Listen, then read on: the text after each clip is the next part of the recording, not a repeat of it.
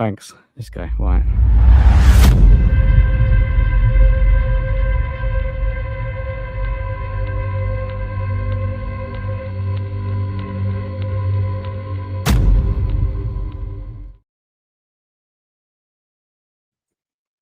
Evening all. Welcome back to Squad Shock Part 3.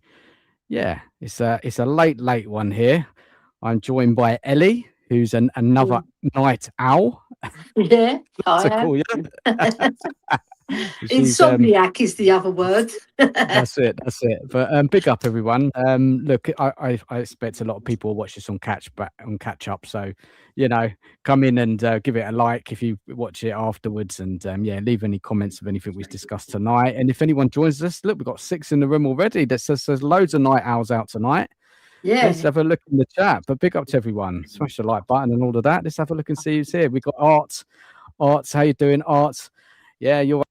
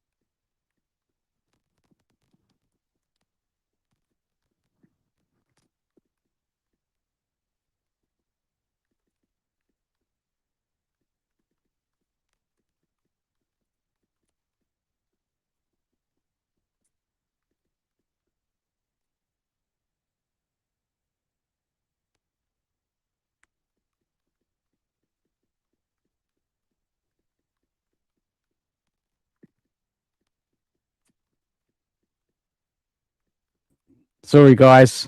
Technical issues there. That's better.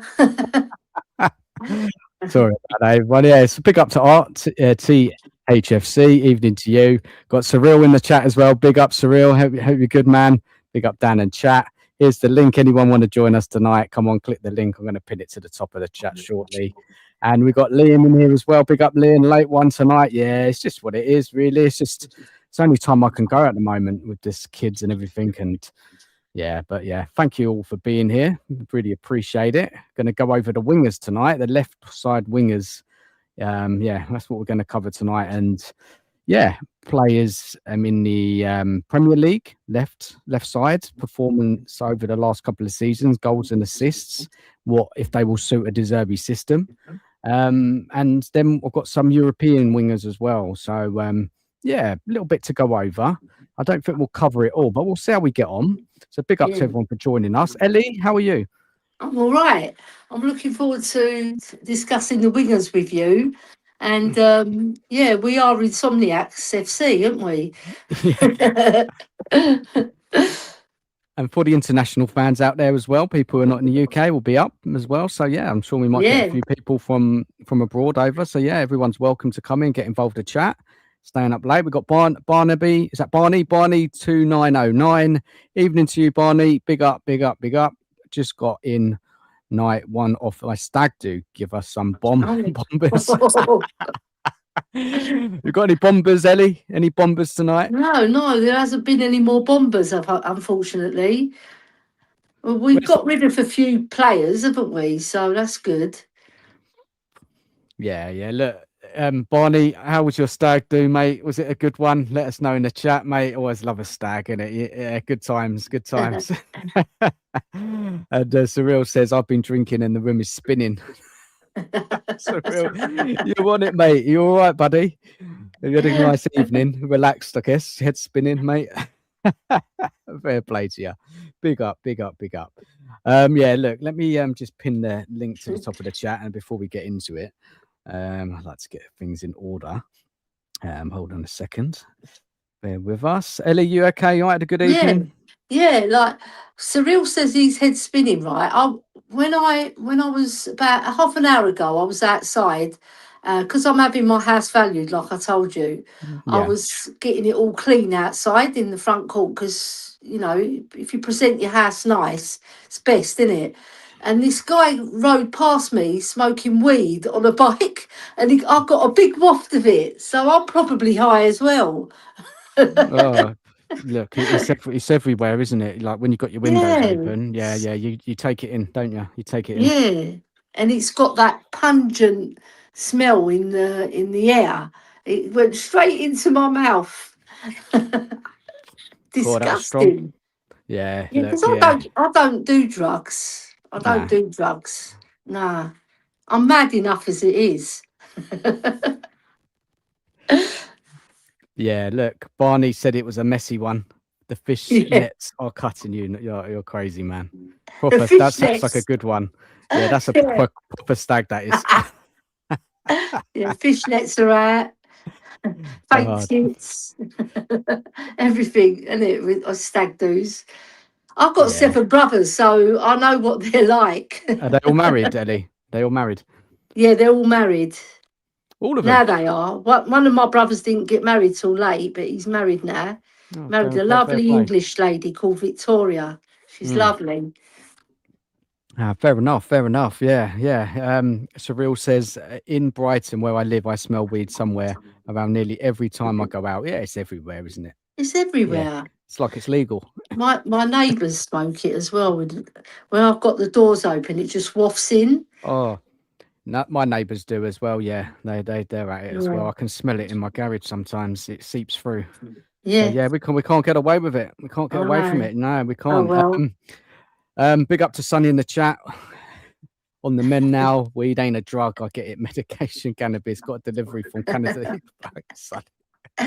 Yeah, because Turning it to the drug show tonight now, isn't it? it's smoked a lot, isn't it? Yeah. Look, yeah, fair We play, won't fair get play to into everyone. that. Big pharma, big pharma. We won't get into them. We'll No, be here all no, night. yeah, we They're can't. drug Yeah, dealers as we, well. we can't promote it or get we'll get taken off I YouTube. know. So yeah, but each to their own. Each to their own. Yeah, Look, let's get into it though. So look, yeah, I did a video this evening. Well, when I got home from work, I recorded a quick video, and I was worried about, what sort of signing Spurs are going to do in this, in this forward line. So the video was basically kind of saying, look, we're going to be spending a lot of money in that forward line, right? yeah, And it's so crucial, right? So important. Well, you could say maybe it's the most important part of the pitch because they're the ones that get the match winners, the goals, assists. yeah, And I think that it's crucial that Spurs get the right guys in. I think we're looking at 2, maybe 3, but we can get 2 new attackers in to that forward line. That's a start, isn't it? In this yeah, window, because we've already made 6 signings, and there's not a bottomless pit of money. And these attackers are going to cost a lot of money. So I'm looking at the kind of links that are out there, like Savinho, Krupi, Liao, and great. Look, they all look exciting, talented players, but do they have the output? And I'm a little bit worried that are they going to get enough output? Now, they could do. It could turn out to be brilliant if we sign 1 or 2 of these players, but there's no guarantee. And I'm kind of looking at it like this: if Spurs are going to invest a lot of money on a winger and a forward, they've got to be. They're going to have to have output proven, or someone reliable with the right mentality. I don't like if buts and maybes, Ellie. I want players that, like we signed with Tonali, for yeah. example, are going to come in, they're going to give us what we need, and we can have a really strong season next year. Just initial thoughts on that, Ellie? Yeah, I agree with you.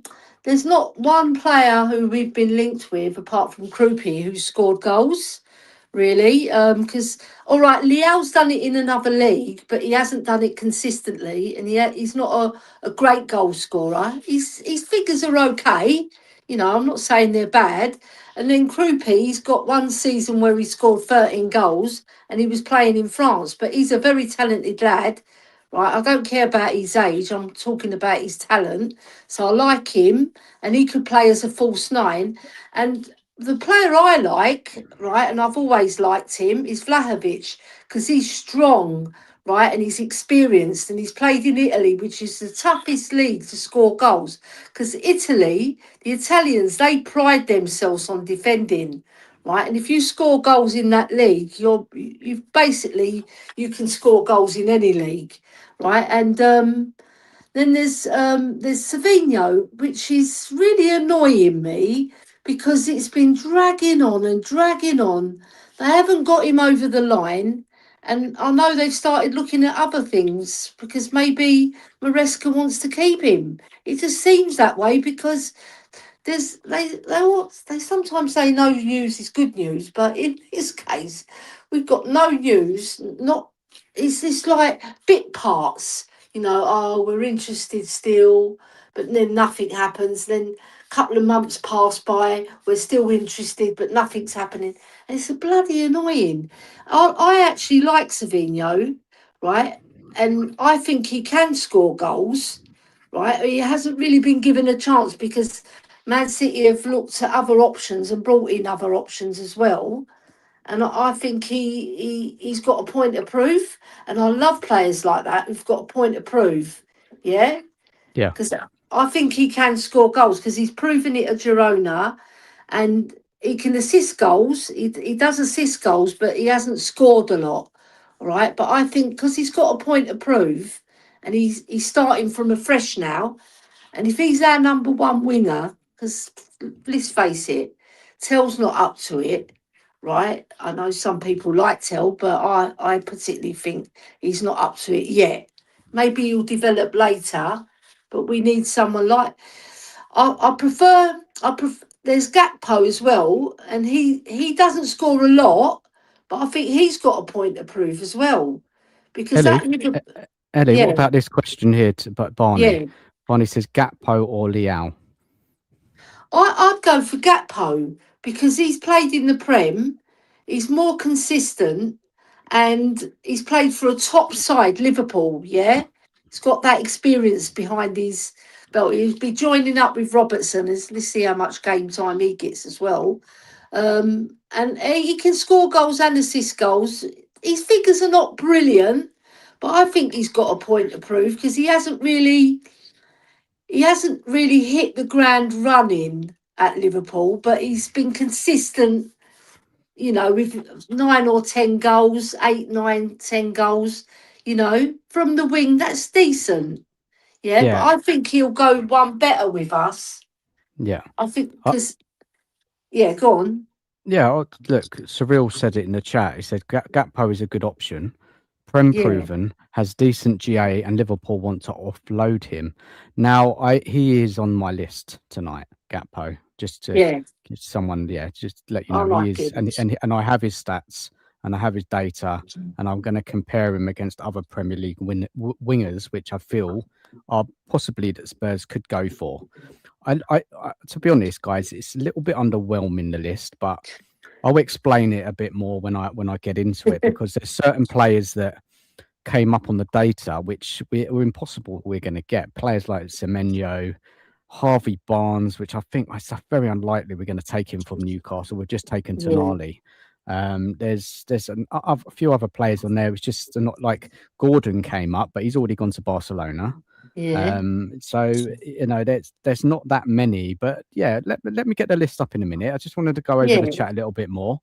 yeah, Let's have a look here. So Sonny's saying Savvy was top goal scorer in the Dutch league before he went to Germany. He's got goals in him, I reckon. So unfortunate for him to get injured for so long. Yes, he's out, Ellie, isn't he? Till I think you told me the other day, yeah, 2027. Javi. Yeah, till next year because he had an ACL. Yeah, Yeah, so he had to have an operation, so he's going to be out. yeah. Yeah. So he's going to be out. Yeah, hopefully he'll come back. Barney says, does anyone have any concerns about how Liverpool fans are happy to get Gakpo gone? So Iriola has just come into Liverpool, isn't he? Mm. And we know what type of wingers he likes. He likes pacey wingers. But I don't know. He might want to keep him. We don't know. A lot of this is hearsay in the press, isn't it? We don't Yeah. know if Gakpo is officially for sale. It could be just a rumor. And I haven't seen anybody like Ornstein or Romano mention Gakpo. Correct me if I'm wrong, Ellie. No, I haven't seen it. It's just like other sources, isn't it? And fans in WhatsApp groups and fans on Twitter, that sort of thing. Yeah, Yeah, and there's so many fake ones going about. Like even today, they were doing "Here We Go for Guimaraes" that we've hijacked that move for Arsenal. that was an Anthony ITK special, wasn't it? That one. Yeah, you know what I mean. It's not just Anthony. There's other people doing it as well. Yeah, I know. I just like to have a little bit of banter with Anthony. Yeah, yeah, it's Um, all right. we've got Bella in the chat. Hi, Bella. How are you? Hope you're well. Yeah, And we've got Bella means beautiful in Italian, doesn't yeah, it it? does. How's sunny Australia? And then we got Aussie Ange in the chat as well. Nice Hi one. panel. Total football is coming back to the champions lane very soon. I wouldn't be too shocked if we go a season unbeaten next season with De Zerbi. Aussie Ange, always the optimist. Fair play to you, man. Yeah, we'll be the Invincibles 2.0. Can you imagine? Can you imagine? Oh no. Just a couple more comments in the chat, and then yeah, we'll get into the data and stuff. Sonny Yeah, says I've got a soft spot for Liverpool. My mum supports them, and got lots of proper Scouse mates. I'll love to have Luis Diaz, another one we missed. We were close to getting him, weren't we? I yeah, think we before he went to were. Liverpool, we chose Liverpool in the end. He's at Bayern Munich now. No, he's not going to leave Bayern Quality, Munich. quality Yeah, player. Yeah, what a player. What a player. yeah, Bella has some concerns about Gakpo. Gakpo's a one-trick pony, but he's better by far than anything we have. So yeah, look, he is much better than anything we got. And we saw him score in the World Cup for Holland. I don't know if you saw the goal, Elly. He yeah. I scored. did. Yeah, Yeah, good it's a goal, good good goal. player. Yeah. And then we've got Leo in the chat as well. How you doing, Leo? Yes, From Denver. Leo. How's Denver? Big up Dan, Elly, my homie. Hope you're well. Tuning in on my drive home. Cheers, Leo. Hope That's it, you're Leo. good, Well man. done. How's the World Cup over there, man? How's it all going, It's man? You must be brilliant, isn't it? in the thick of it over He there. must be enjoying it. I think it's been a really good World Cup. Some Yeah, it has. controversy as well thrown in. It President always is, Trump isn't there? getting involved. I mean, you couldn't make it up, could you? I You could not know. make him up, ringing No, the president of FIFA to get a red card overturned. I know. I think Oh, sometimes they God. just this stuff they do on purpose, I really, know. because And it's all just the memes that have come out over it is fantastic. Did you see what Donald Trump said the other day? He goes, you know, when America got knocked out, Yeah. do you know what he said? He No, goes, I oh well, didn't. I didn't see that. what he said? He goes, oh, it's all right. It's always next year.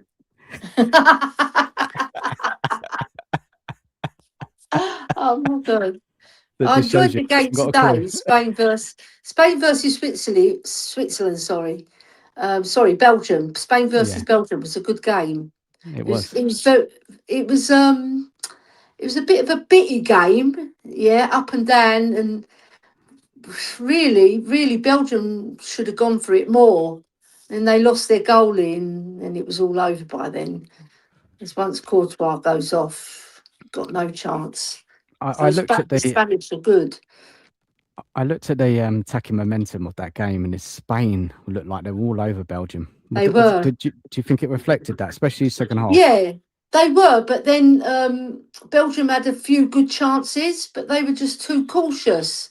Yeah, And De Bruyne, he's not the De Bruyne of 4 years ago. You yeah, know, like he's lost his legs. He's still got the brain, but he's lost his legs. It's a shame when footballers do that. Whereas Messi, he's not lost his legs. He conserves his energy. Messi, he knows when to run and when not to run. What a player he is, flipping yeah. hell. It's the top goal scorer, isn't he? The joint top goal Yeah, scorer with Mbappe with I 8 think goals in his. Mbappe, yeah, and him and Messi, sorry. But I like Elise. Elise is my favourite player in this World Cup. Oh, what a player! Elise What and a, Kane. I love Kane. yeah, yeah. Kane needs to get a hat trick tomorrow to catch up, doesn't he? Yeah, he's got Is, 5, hasn't he, so far? is it 5 or 6? I'm not sure. I can't remember I now. think it's Oh, 5. Like he scored a penalty against Croatia, didn't he? Then he got 2 against whoever we played and we beat them. Mexico, not Mex. No, he got 1 against Mexico. He got 2 against. Who did we beat when he scored the winner? It's Congo, isn't it? Yeah, he got 2 against Congo. That's 4. And what's Scored a the other? penalty. Yeah, against Croatia, he got a penalty. Yeah, 2 penalties, 2 goals, and there was another Oh goal yeah, somewhere. that's 5. He might have scored 6 then. I Yeah, just can't think. I forget. it's late, isn't it? Yeah. Just want a couple of comments in the chat. Big up to one Spurs King. Evening to you. Hope you're good. That keeper that came on for Belgium was shocking. Who does he play for? That Man keeper? United. Man Is that? United keeper. I Yeah, thought it was. Lemons. Yeah, I thought it was. You were talking about him on the show today, weren't you? On the Cookie Show Yeah, this morning. The 2 marks. yeah. Yeah. They're talking about him. Lemons. That he comes in. I think I was listening to it at that point, and they said that he's not talked about, so he's doing a stable job. Is that right? They were saying something like that. I heard. Right. He's not the best keeper, but he's not the worst keeper. He's just normal. Just not bad. I wouldn't say he's bang average, but he's not a Courtois. Courtois was just distraught tonight. He was crying his eyes out. He's probably thinking we're going to lose now. Go on. Yeah, that's crazy. That's crazy. He had to come off. Yes. Leo said, "I've missed so many games as they're during the work hours. I'm all in for England to win." Yeah, well, Yeah, because Leo is mixed emotions because he's Mexican heritage and background and English background as well. I didn't know that. Yeah. Fair enough. So yeah, that was an amazing game that Monday night, wasn't it, against Mexico? But look, let's stick to Brilliant Tottenham. game. Let's stick to Tottenham. Let's stick to Tottenham. Let's get up some data for the players that we're going to look at tonight. Potential Yeah. left wingers. We're going to start off with the Premier League. And after I did my kind of research, these are the players that I've come up with. And yeah, it is a little bit underwhelming, I'm afraid, guys. It is afraid. Let me blow my screen up a bit so I can see the data a little bit more. Yeah. Yeah, that's their graphs there. So we've got Gakpo, Matoma, Sade, and Somerville. Matoma. Yeah, look, so if I just go back to something about what I found earlier, let me just tell you what other names came up, because they're not the only names that came up on the list. Let me tell you what other ones came up in the list. I'll tell you now. So I said Anthony Gordon came up, but he's not going to come. Dockel came up, but he's not going to come. Trossard came up, he's not going to come. And there was a player for Bournemouth called Sinestra. Yeah. Oh yeah, he's a good player. He scored quite a lot of goals. So like not this season gone, but the one before, he scored 10 goals, 8 assists. And this season he had 11 goals, 7 assists. Now I didn't include him in the data, but I was very close to. Now he's got a bit of an injury problem, an injury record. So he misses quite a few games. Yeah. And knowing Spurs and their awful injury record the last couple of seasons, I just thought maybe we should avoid him for now. But his stats are pretty good. Pretty good stats. It's an extra Bournemouth, isn't he? Yeah. Yeah. So he came up. So look, what other players came up, which I couldn't really talk about? Gonotto from Leeds. Yeah. Okay. Yeah. Quite handy with his goals and assists. Garnacho, but he plays for Chelsea. He's not going to come. And also Jack Grealish came up on the list as well. Healthy numbers the last couple of seasons. Yeah. So when we're going over this this data here, let me just take this down a little bit off the screen so I can see. He's Colombian, isn't he, Luis Sinestria? He's definitely. Colombian. So let's go through these players. Okay, so it's got the progressive carries. Yeah, so this measures how often a player carries the ball a significant distance towards the opposition goal. Yeah. And you've got Matoma. He comes out top here at 81.9 percentile. There's no surprise there. He's one of the best Premier League ball carriers. Yeah. Yeah, and he's fantastic. And you've got Somerville was also excellent. Gakpo is comfortably above average. And Sade is way behind. And that tells us he's not someone who wants to dribble 30 or 40 yards with the ball. Do you know Sade? Do you know who he reminds me of a little bit? If you look how he scores his goals, a bit like Brendan Johnson. Oh, he's a finisher. He like runs in behind. He doesn't carry the ball. He's one to get on the end of things. Yeah. Yeah? You with me? Yeah. Yeah, I'm with you. Yeah. And then you've got the successful dribbles. And this is exactly what it sounds like. How often does a player beat a defender, right? It's simple, straightforward.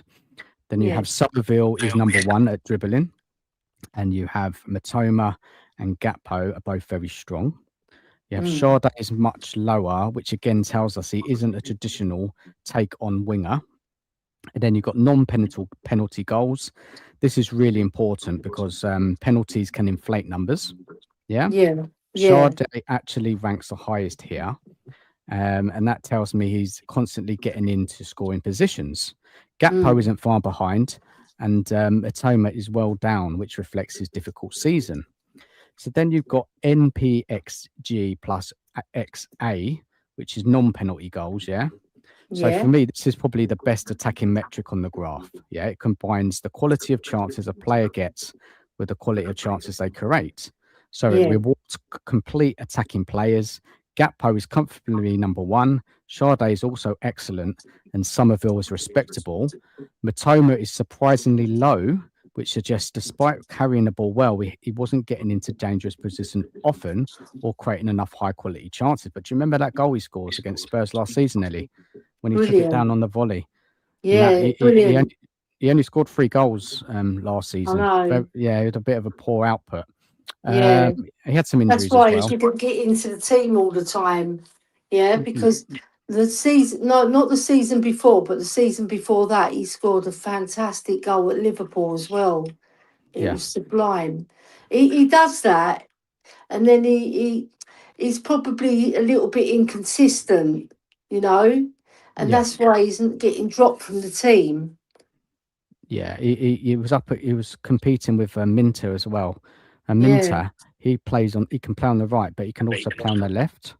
yeah, So yeah, he didn't have a strong season, but he's good in. If you look at the statistical data, other than kind of goals and assists, he's kind of a lot of his all-round game is still really strong. yeah, So then we go to actual assists. So actual assists can sometimes be misleading because your teammate has to finish the chance, but Gakpo edges this category, and Matoma isn't far behind. yeah. But when Um, you think about it, Dan, right, Matoma's got lesser strikers than Liverpool, who won't finish as much, especially when, like last season, not last season, the season before, when Salah was scoring for fun. yeah. Yeah. I mean, he scored over 30 goals, didn't he? So they've got a better forward line and they've got midfielders who can score as well. So Gakpo would have more opportunities to create assists. So this is a little bit. If you have a look at this, Ellie, this is a little bit more of what I was talking about. Yeah, like the Yeah, data there. Can you see it when I was going through all the sections and yeah, kind of gives you a summary of them all and all the data there. So it's got like Gakpo there's an all rounder. Yeah, you've got Matoma as a creator, chance creation and delivery. Then you've got Sade yeah, as a finisher, goal threat runs in behind, and then you've got Somerville take on ball progression. yeah, Let me just go over it a little bit more. So then you've got key passes. Key pass isn't simply any pass that leads directly to a shot. Matoma is outstanding here. Gakpo is also very good. And Sade and especially Somerville have some catching up to do. So that tells me Matoma is much more of a creator than people probably give him credit for. Then you've got the crosses as well. So if your striker thrives on crosses, this becomes important. Got Matoma is miles ahead. Gakpo and Somerville don't rely on crossing anywhere near as much, and Sade hardly crosses at all. Minutes played, this is good context to have. Putting up good numbers over 3,000 minutes is much harder than doing it over 1,800. Sade and Gakpo have done it virtually a full season. Matoma played far few less minutes because of injuries.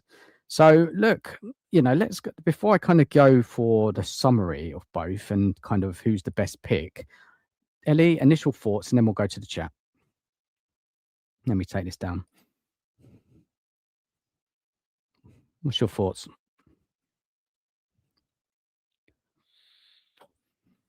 I think I lost Ellie. Ellie, you still there? People in the chat, can you hear me?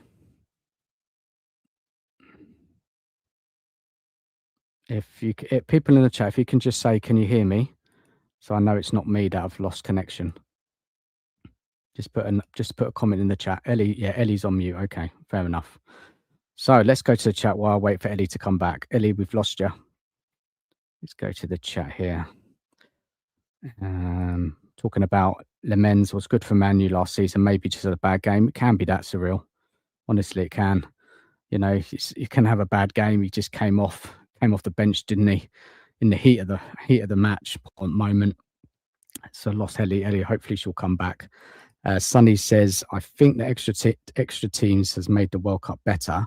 Okay, some teams are really poor, but it's been all right now. Why does USA get like 3 World Cups in my lifetime and we not had one since 1966? Good question, Sonny. I think England do have one coming up. I don't know the year. Maybe someone in the chat knows, but there is another one coming. And I saw some plans of Man United building a 100,000 seater stadium for that World Cup. So yeah, I think one's coming, but I don't know the year right now. I think it's some time away. So Sonny says, I don't want any of these guys if I had the chance. And that's what I mean, Sonny, with this list. It's not very exciting. It's not. I felt that when I was compiling this list and going through all the data, you know, the better players we're not going to be able to get from those clubs what I mentioned. So that's the players that we have. Let's bring Elly back into the stage. Yeah, sorry, Elly, I lost you there. I don't know what happened. I just couldn't hear you. yeah, we lost. Yeah, well, it happened to me earlier, didn't it? So yeah, Yeah, we've both done it tonight. yeah. Elly, initial thoughts before I was just going through the chat, and we'll go back to the chat shortly on those 4 players that I spoke about. Do you know what I mean when it's a bit underwhelming? Yeah, it is, because there's no one who really scores a lot or assists a lot. It's like, Shall I bring their well, data off of their goals and assists? they're not. I Yeah, didn't show you that, did I? I didn't show everybody that. Let me just take that comment down. 1 second. Let me take that comment down. Sorry, Sonny. There we go. Okay, have a good look at that. So so we've got that's each season 24, 25, both. 10 Yeah, lost goals 2. for. So they Yeah, were equal, and then Kevin Sade 11 and 3, so that's 14 as well.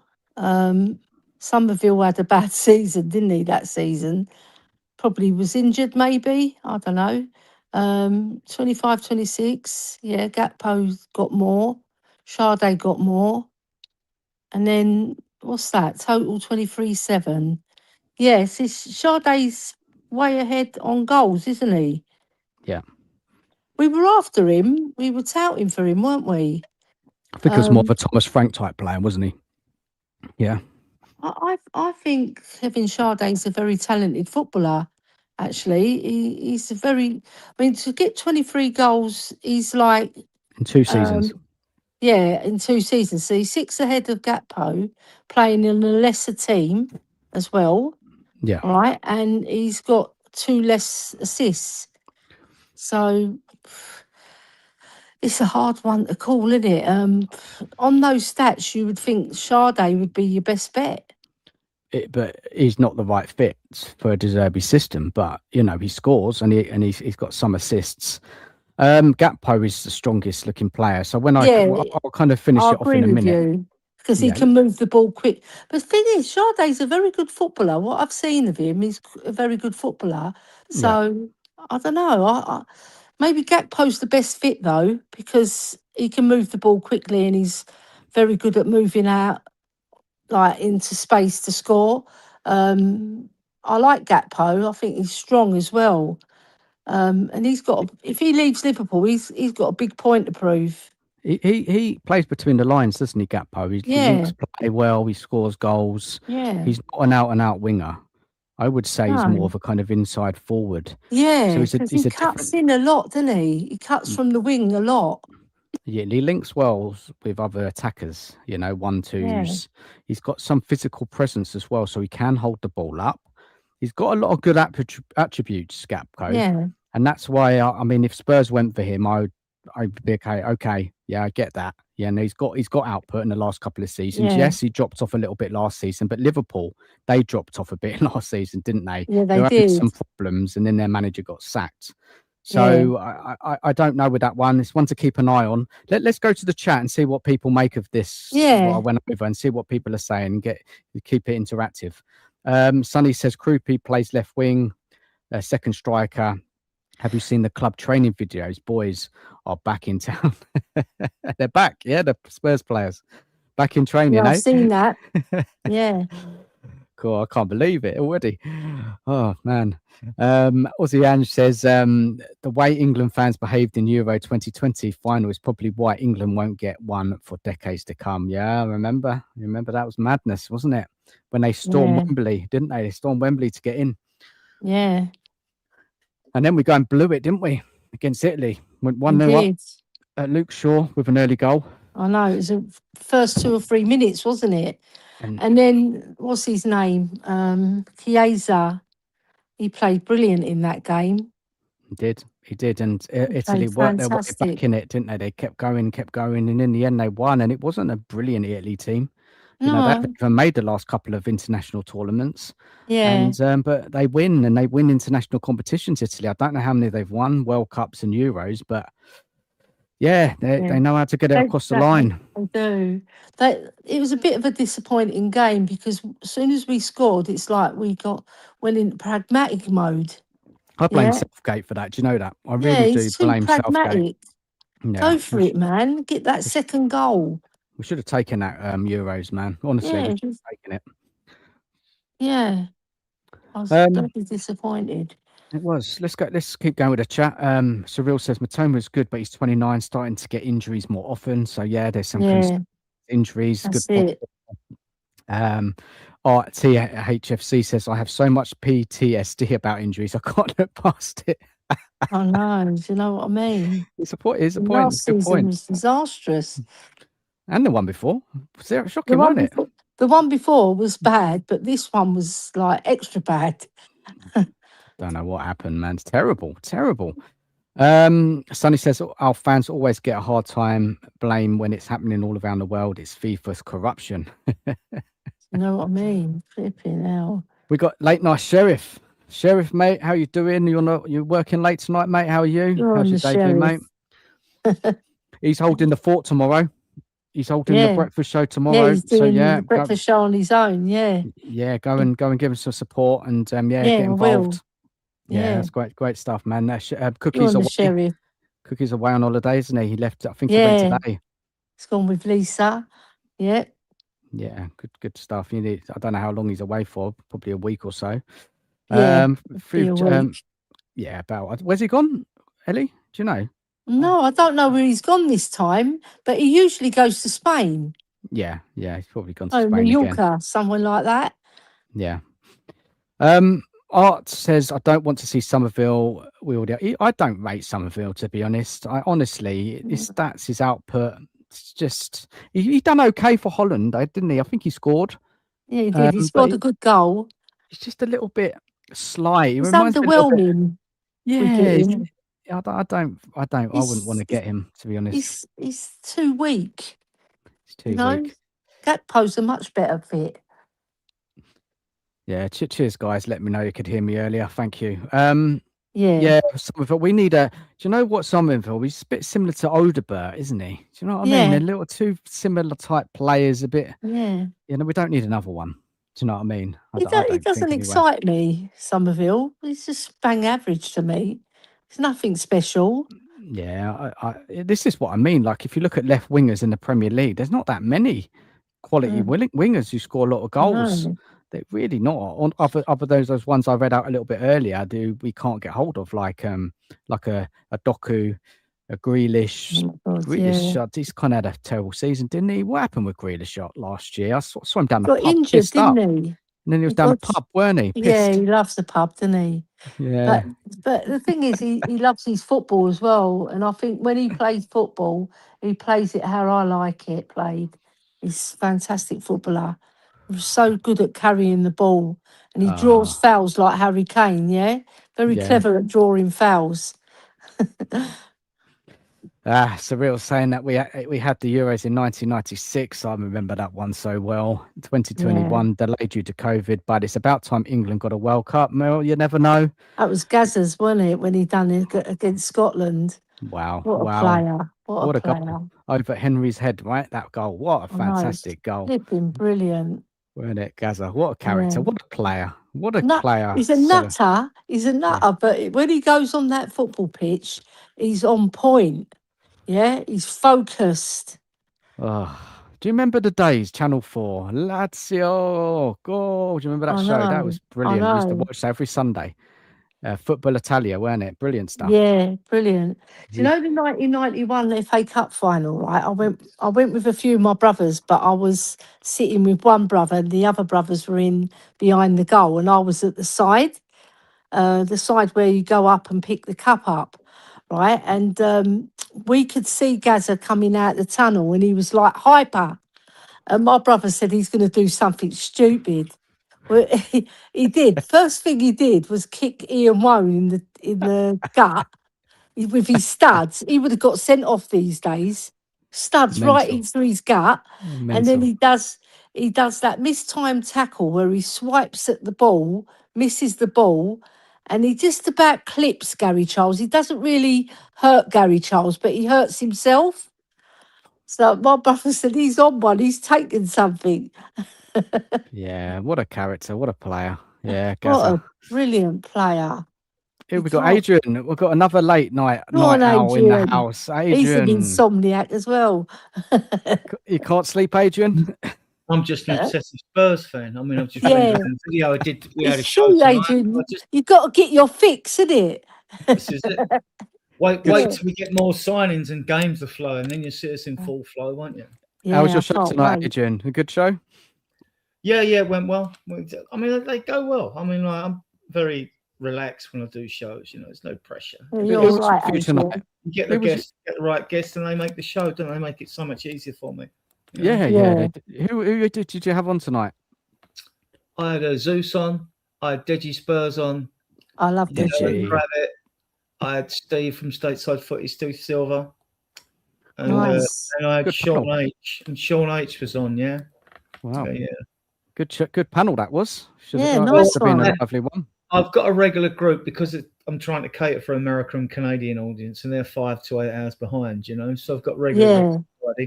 I've got a regular 2 guests on the Sunday show, which are Rain and Harry Scarf. So then you know I've only got for each show I've only got to duck and dive and get a couple of guests because, as you know, all the hard work goes into like thinking what you're actually going to talk about and making it creative, making it interesting. Yeah. I'm very fact based. I always like to bring facts to the show because I think we get lots of views from various other platforms, you know, and they vary. You know, one show will get 1,000 views, next one will get 400, 500, and like it ebbs and flows according to what people are doing with their lives, and the World Cup's on as well, so you can clash with games and things like that. So, but you know, Adrian, they're healthy numbers, mate. Honestly, you're healthy numbers for a channel your size.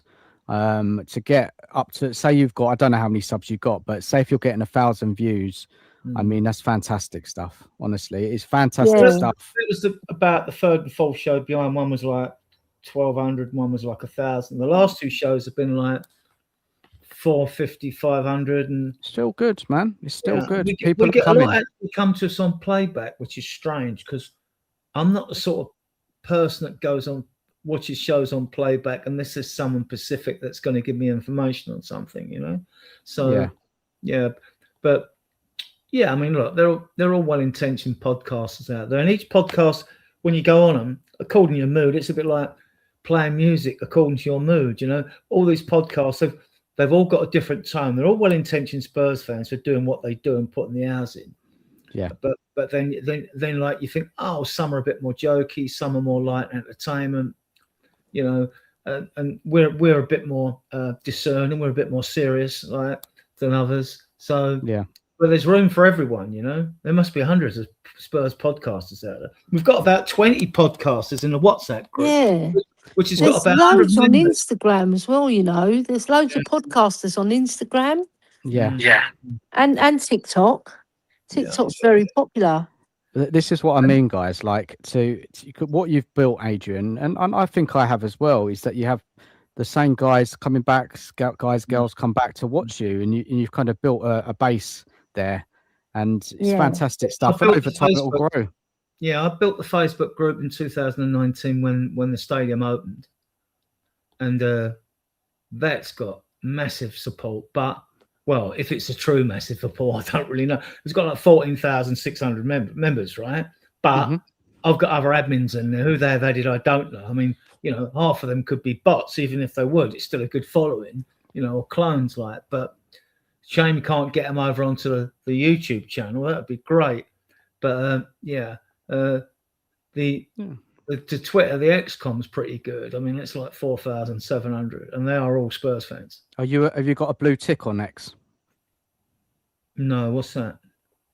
So do you, when you run your shows live, do they go live on X as well at the same time? Yeah, they do. They do go live on X. So I can only have 3 on StreamYard on a package for one admin, right? So it's Facebook, XCOM, and the YouTube channel itself. Okay. So I don't go out to TikTok or any other social platform. Whether so they can go on X, you go live on X at the same time as you go live on YouTube. Yeah. That's great, man. That's a lot of people do that, and people can grow quite quicker when you're going on a platform like X. Well, I'm not like stuff like mad on numbers. I mean, as long as I produce good content, that does mean I've got a lot of followers. If it weren't for the followers, I wouldn't bother, right? So as long as I've got a lot of support, I mean, like, and they obviously like the content of what we do, then that's fine. You know, it's fine for me. I mean, numbers. You've got to enjoy it, Adrian, isn't it? You've got to enjoy it. Do you know what I mean? It's a hobby. And we're only 2 years old, right? So, and it takes a while for you to squeeze in among other podcasters, like, you know. So, yeah.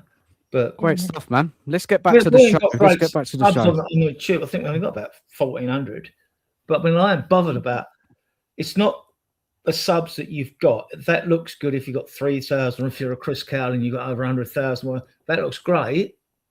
But then you can go on other shows. These people can have thousands and thousands of subscribers or whatever it is.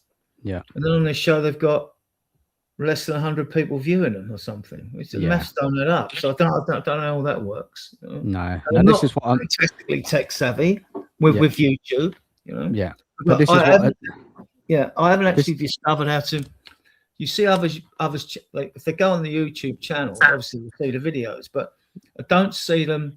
I see other people's videos coming up all of the time. So there's something I've not done on the YouTube channel to make sure that our videos are getting out there, like, you know. Yeah, the YouTube algorithm is very cruel. It's very cruel. Unless you're gone live, you put a video out and it gets so many likes, then the more likes it gets, the more people they push it out to. Right, the more watch hours you get, the more people they push it out to. It's a bit of they do stop smaller channels from growing. Yeah, they do. They put a cap on it. It's very hard for smaller channels. It's something. It's just going to have to grow over time. Consistency, things like that. So look, let's get back to the football because I'm sure people want to hear about what we're talking about. So just Adrian, you've joined us a little bit later. We're going over left wingers tonight. I'm going to bring up the left wingers in a minute to show you, and then you can give us your opinion. THFC said Sade's stats don't look bad, you know. I just want to go over a couple of others. Sonny just says, can you compare Semenyo and Doku just so we can see amongst the best players? Yeah, they're well far ahead of some of those players that we looked up. I haven't actually got that data, Sonny, but we can't get them. They're out of reach. Just have a little look. See, Gatpo Surreal says Gatpo is probably the safest bet for left wing. It seems that owners are going for Prem proven this summer. Then maybe we can sort out our scouting for long term. Totally agree with you there. Just a couple more comments. Buying for buying's sake isn't worth it. Totally agree, Liam. True. And there's a question with RT at HFC. Is Victor Osman out of the question? Could we not convince him to come to Spurs? Now, we talked about this the other night, didn't we, Adrian? And you had question marks over his personality. Yeah. That was funny what happened in Napoli. They won the league and imploded, didn't they? So you don't know what went on behind the scenes there. And after his fantastic time at Napoli, you'd have think he'd gone to a club that wasn't in Turkey. I mean, I found that all a bit strange. But do I think it'll come to us? Well, there's not even been the slightest mention of him. I mean, you know, and you wait for stories to gain gravitas, you know, in there. You know, we've had other, Got it. I have Tourette's. You must be going for a midlife crisis if you're continually coming on this late. I'm just a night owl. I'll do my best. Same here. Peaceful. Quiet, peaceful.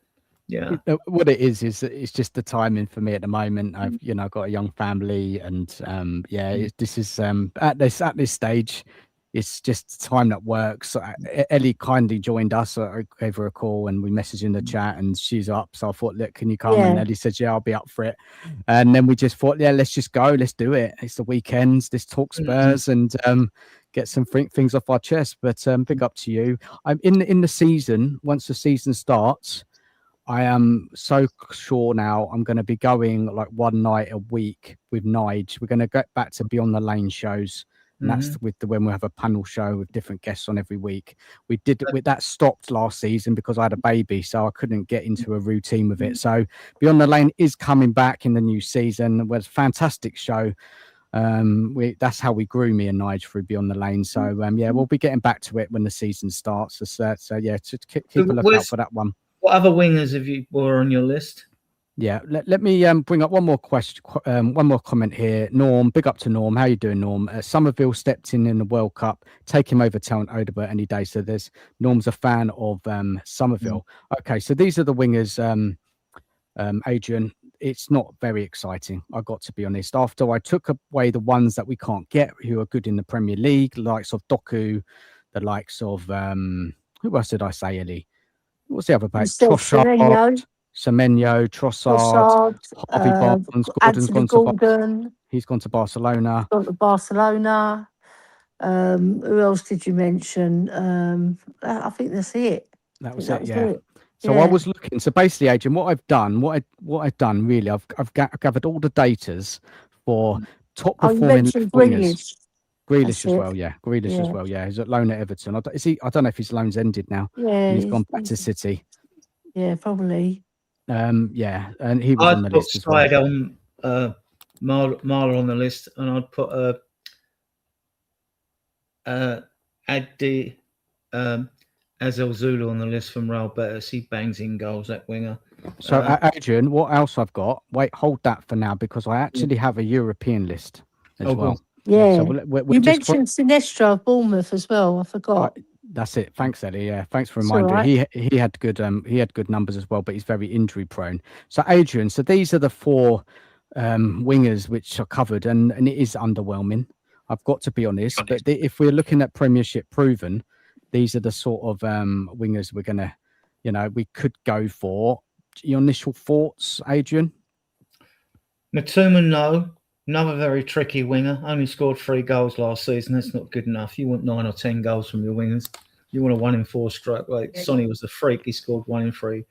Sharda, I think he got 8 penalties in this list of goals last year. Somerville, he got 5 and 2. I knew that, right? That's not a great strike rate. He's scored a couple of bangers in the World Cup, but it's fake. I mean, you shouldn't be buying a player on the strength of how they play in the World Cup. You should be getting the stats on. Gakpo I like. I see him more as an inside forward. That's what we said. Area.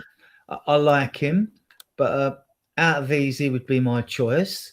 But whether I'm not sure, it's gone cold on Gakpo. I mean, it's warmer on Savinho. It's warmer on Leao. Savinho didn't even make the list because he just had no output. And Leao is, I think, on another list I've got. Look, let me just Rim90, I think, has joined us. Rim90, can you hear us? How are you?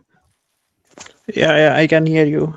Are you good? So I'm doing really good. So about the discussion that you all are having, I think none of these 4 players are good enough to be starting for us, because at one end, at one wing, if we have Mohamed Kudus, who I do not think would provide a lot of goals.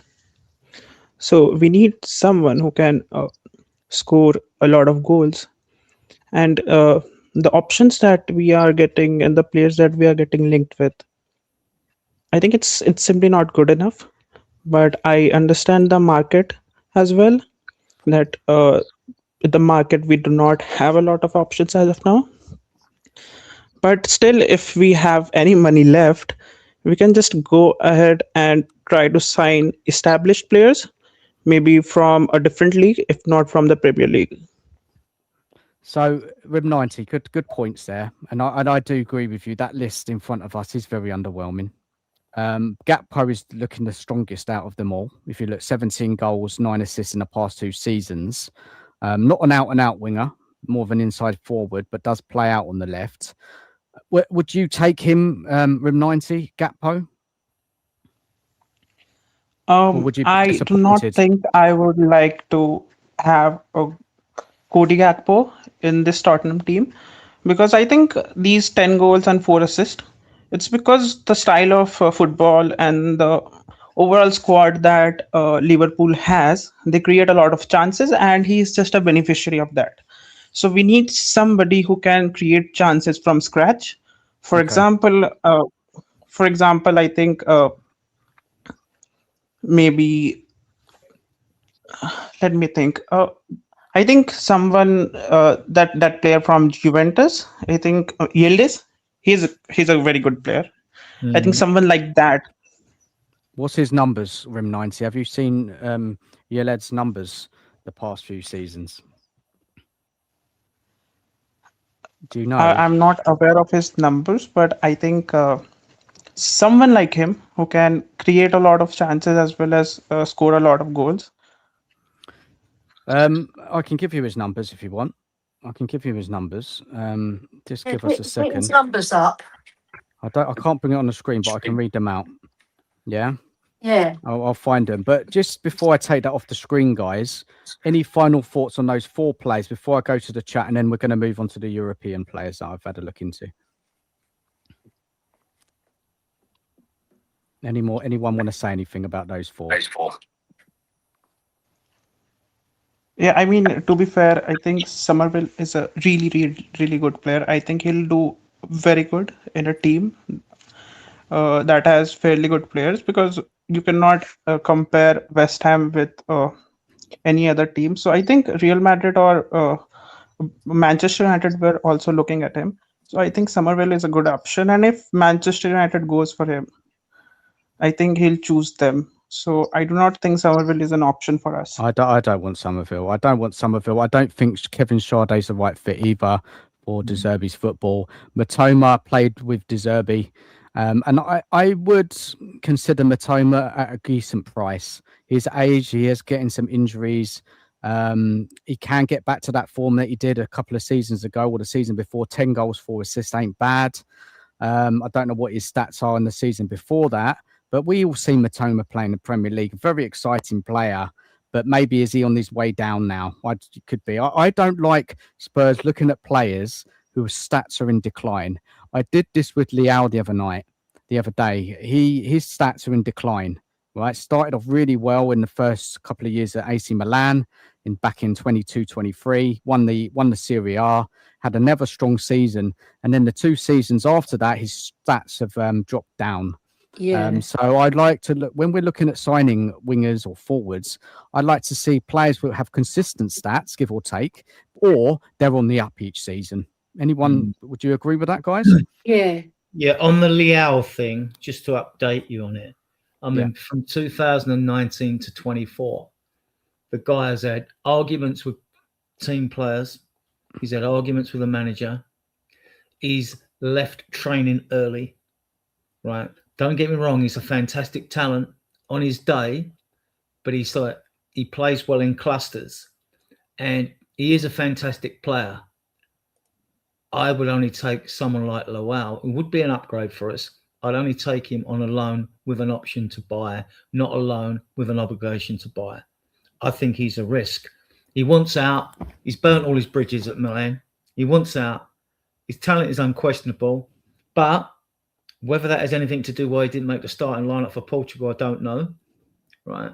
So I'm risk averse after what happened with Ndombele if you've got a player who's got a questionable attitude. But at the same time, he is a fantastic talent. So if De Zerbi could get a tune out of him, I wouldn't personally buy him unless I'd take him on loan and still get another winger in.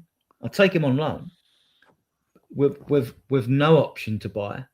Yeah, because I don't want us taking a risk and falling flat on our face. You know, I get that. totally get that, Adrian. If we were going to go for him, I'd want a loan. I want a loan to see how he gets on, and then and similarly with Rashford. Okay, he does. Is he that big-headed? Is this just the media? Don't want to come to Spurs. He wants ECL football. Now, I wouldn't mind taking Rashford, but you're Rashford, right? I'm not being particularly like harsh against him. Barcelona don't want to renew the loan because you're on 325 grand or whatever it's a week. Man United want 40 million as a transfer fee. Well, you're having a laugh. This is the problem you have when you got players on big wages. This is why we have to get our recruitment right, which we have got right so far in this window. I have no qualms about us not getting this recruitment right. So it's not a question of we'd ever have players stuck on high wages should we want to ship them on. But Rashford, hang about. You want Champions League football? All right. What team's going to come in and take you or pay 40 million to Man United or euros, whatever it is, and give you 300 odd grand a week? There are so few teams out there that are willing to pay that. I think Rashford's going to do. He's going to have to lower his wage demands. Man United are going to have to lower their fee because they're not going to ship him out. If they think he's too expensive on the way, they're not going to ship him out. The ball isn't totally in Rashford's court. What he wants and what he gets will be two different things. One, he's going to have to lower his wage demands because PSG don't need him. Bayern don't need him. They're stocked wingers-wise. Barcelona don't want him. Real Madrid don't want him. Where's he going to go, Dan? Well, Man United might have him back, integrate him back into the squad now under Carrick. Well, that's strange as well. Why has he burnt his bridges at Man United? Why do they want him out? Is he just too expensive? I've heard that he might be going back to Man U and Carrick might integrate him back. Carrick. Yeah. Carrick might integrate him back into the team. Like I know they've got some good forwards there already, but you know it's a squad game. They're in the Champions League this season. They're going to need squad depth. Now Rashford is an interesting one because when I watch him, I think he can be a bit inconsistent, poor decision making in the final third. But if you look at his numbers, I know he played for Barcelona, so he's going to get, like Rim90 says, he's going to get a lot of chances playing for a good team. But his numbers are good. His numbers have gone up in the last couple of seasons, so his production is there. He does want high wages. I don't think he warrants those high wages. I think he's a good player. He's Premiership proven. It makes a lot of sense that if Spurs were going to go in for him, but again, a bit inconsistent. But then we look at the players that we have already in the squad. He's much better than what we've got. He'd be an upgrade. He would be an upgrade, definitely. He would. So let's see on that one. But yeah, when we're talking about that Yildiz, and you wanted to know his stats, right? So last season in Italy, his 36 appearances in the league. 10 goals, 7 assists. Yeah, he scored a goal in the Champions League and 3 assists. Okay, so the season before that, playing for Juventus, let me tell you his stats the season before that. They're just loading now on my phone. Hold on a second. So in Serie A, he had 7 goals and 5 assists. Yeah, that's it. Cheers, man. Yeah, so, not amazing, but he does a lot, doesn't he? He's quite a clever little player. What does he actually play though? Because is he? I don't know if he is a left winger. I'm not sure. Does he play across the forward line? Anyone know? Was he a number 10? He's a winger, isn't he? A winger. Yeah, mostly he starts at the left hand side. Left hand side. Okay.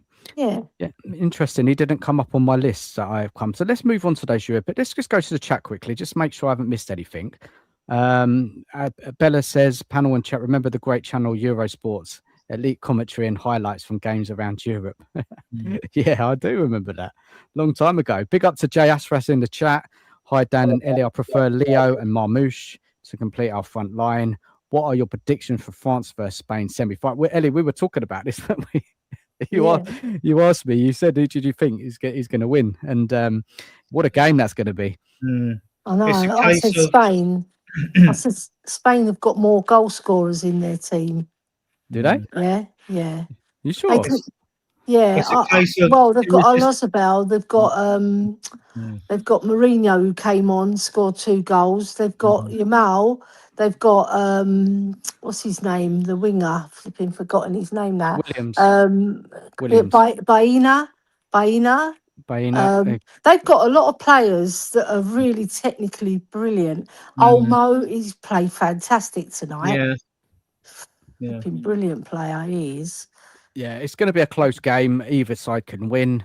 Yeah, it'll be a cracking game. Yeah, I think So- 3-2 to Spain. That's what I It's said. really, it's a Yeah. case of like It's going to irresistible be a high force scoring against one.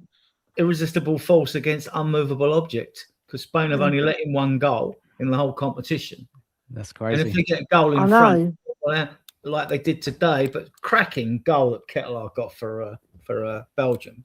Yeah, it was a brilliant goal, wasn't it? Well worked. Headed goal. And what you're looking, you think, hang about, are Spain weak on their left?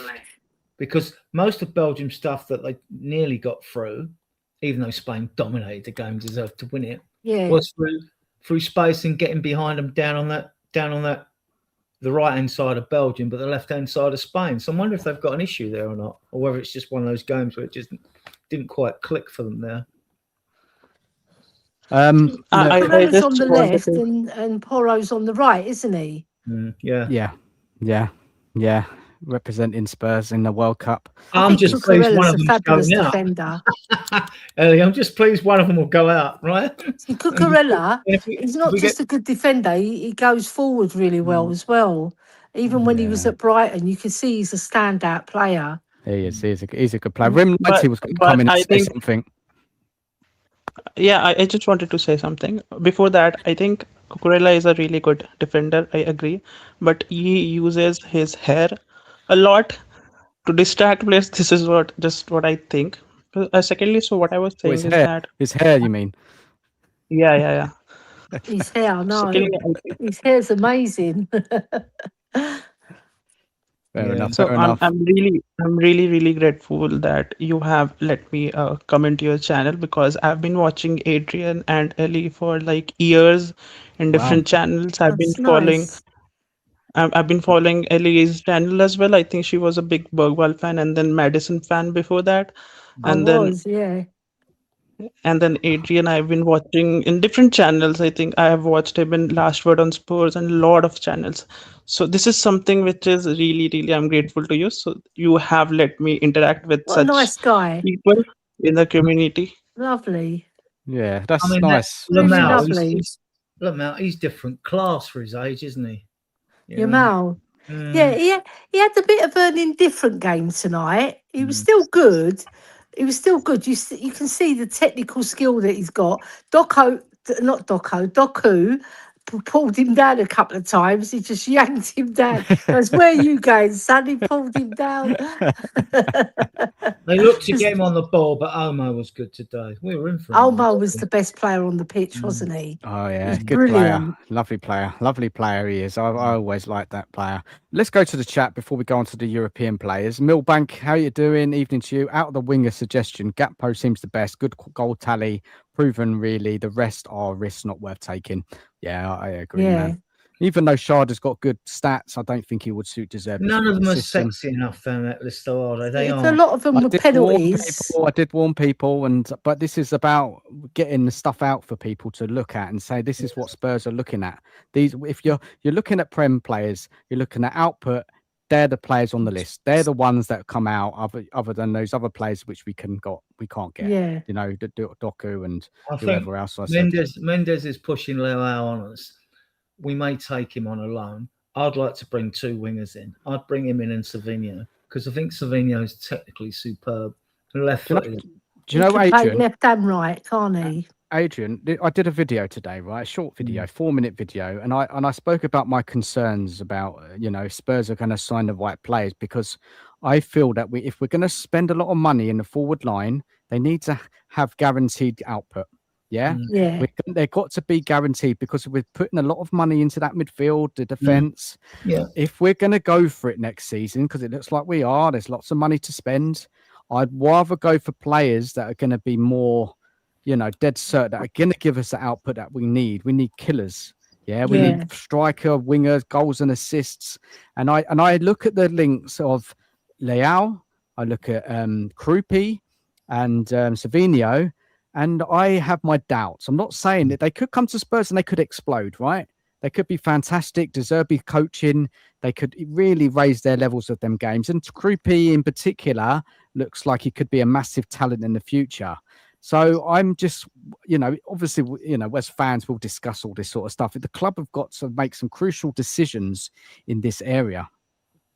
All the players we brought in the Premier League, and I think the interest in Savinho, he smashed it at Girona, which are like a feeder club for Man City anyway, with his assists and goals.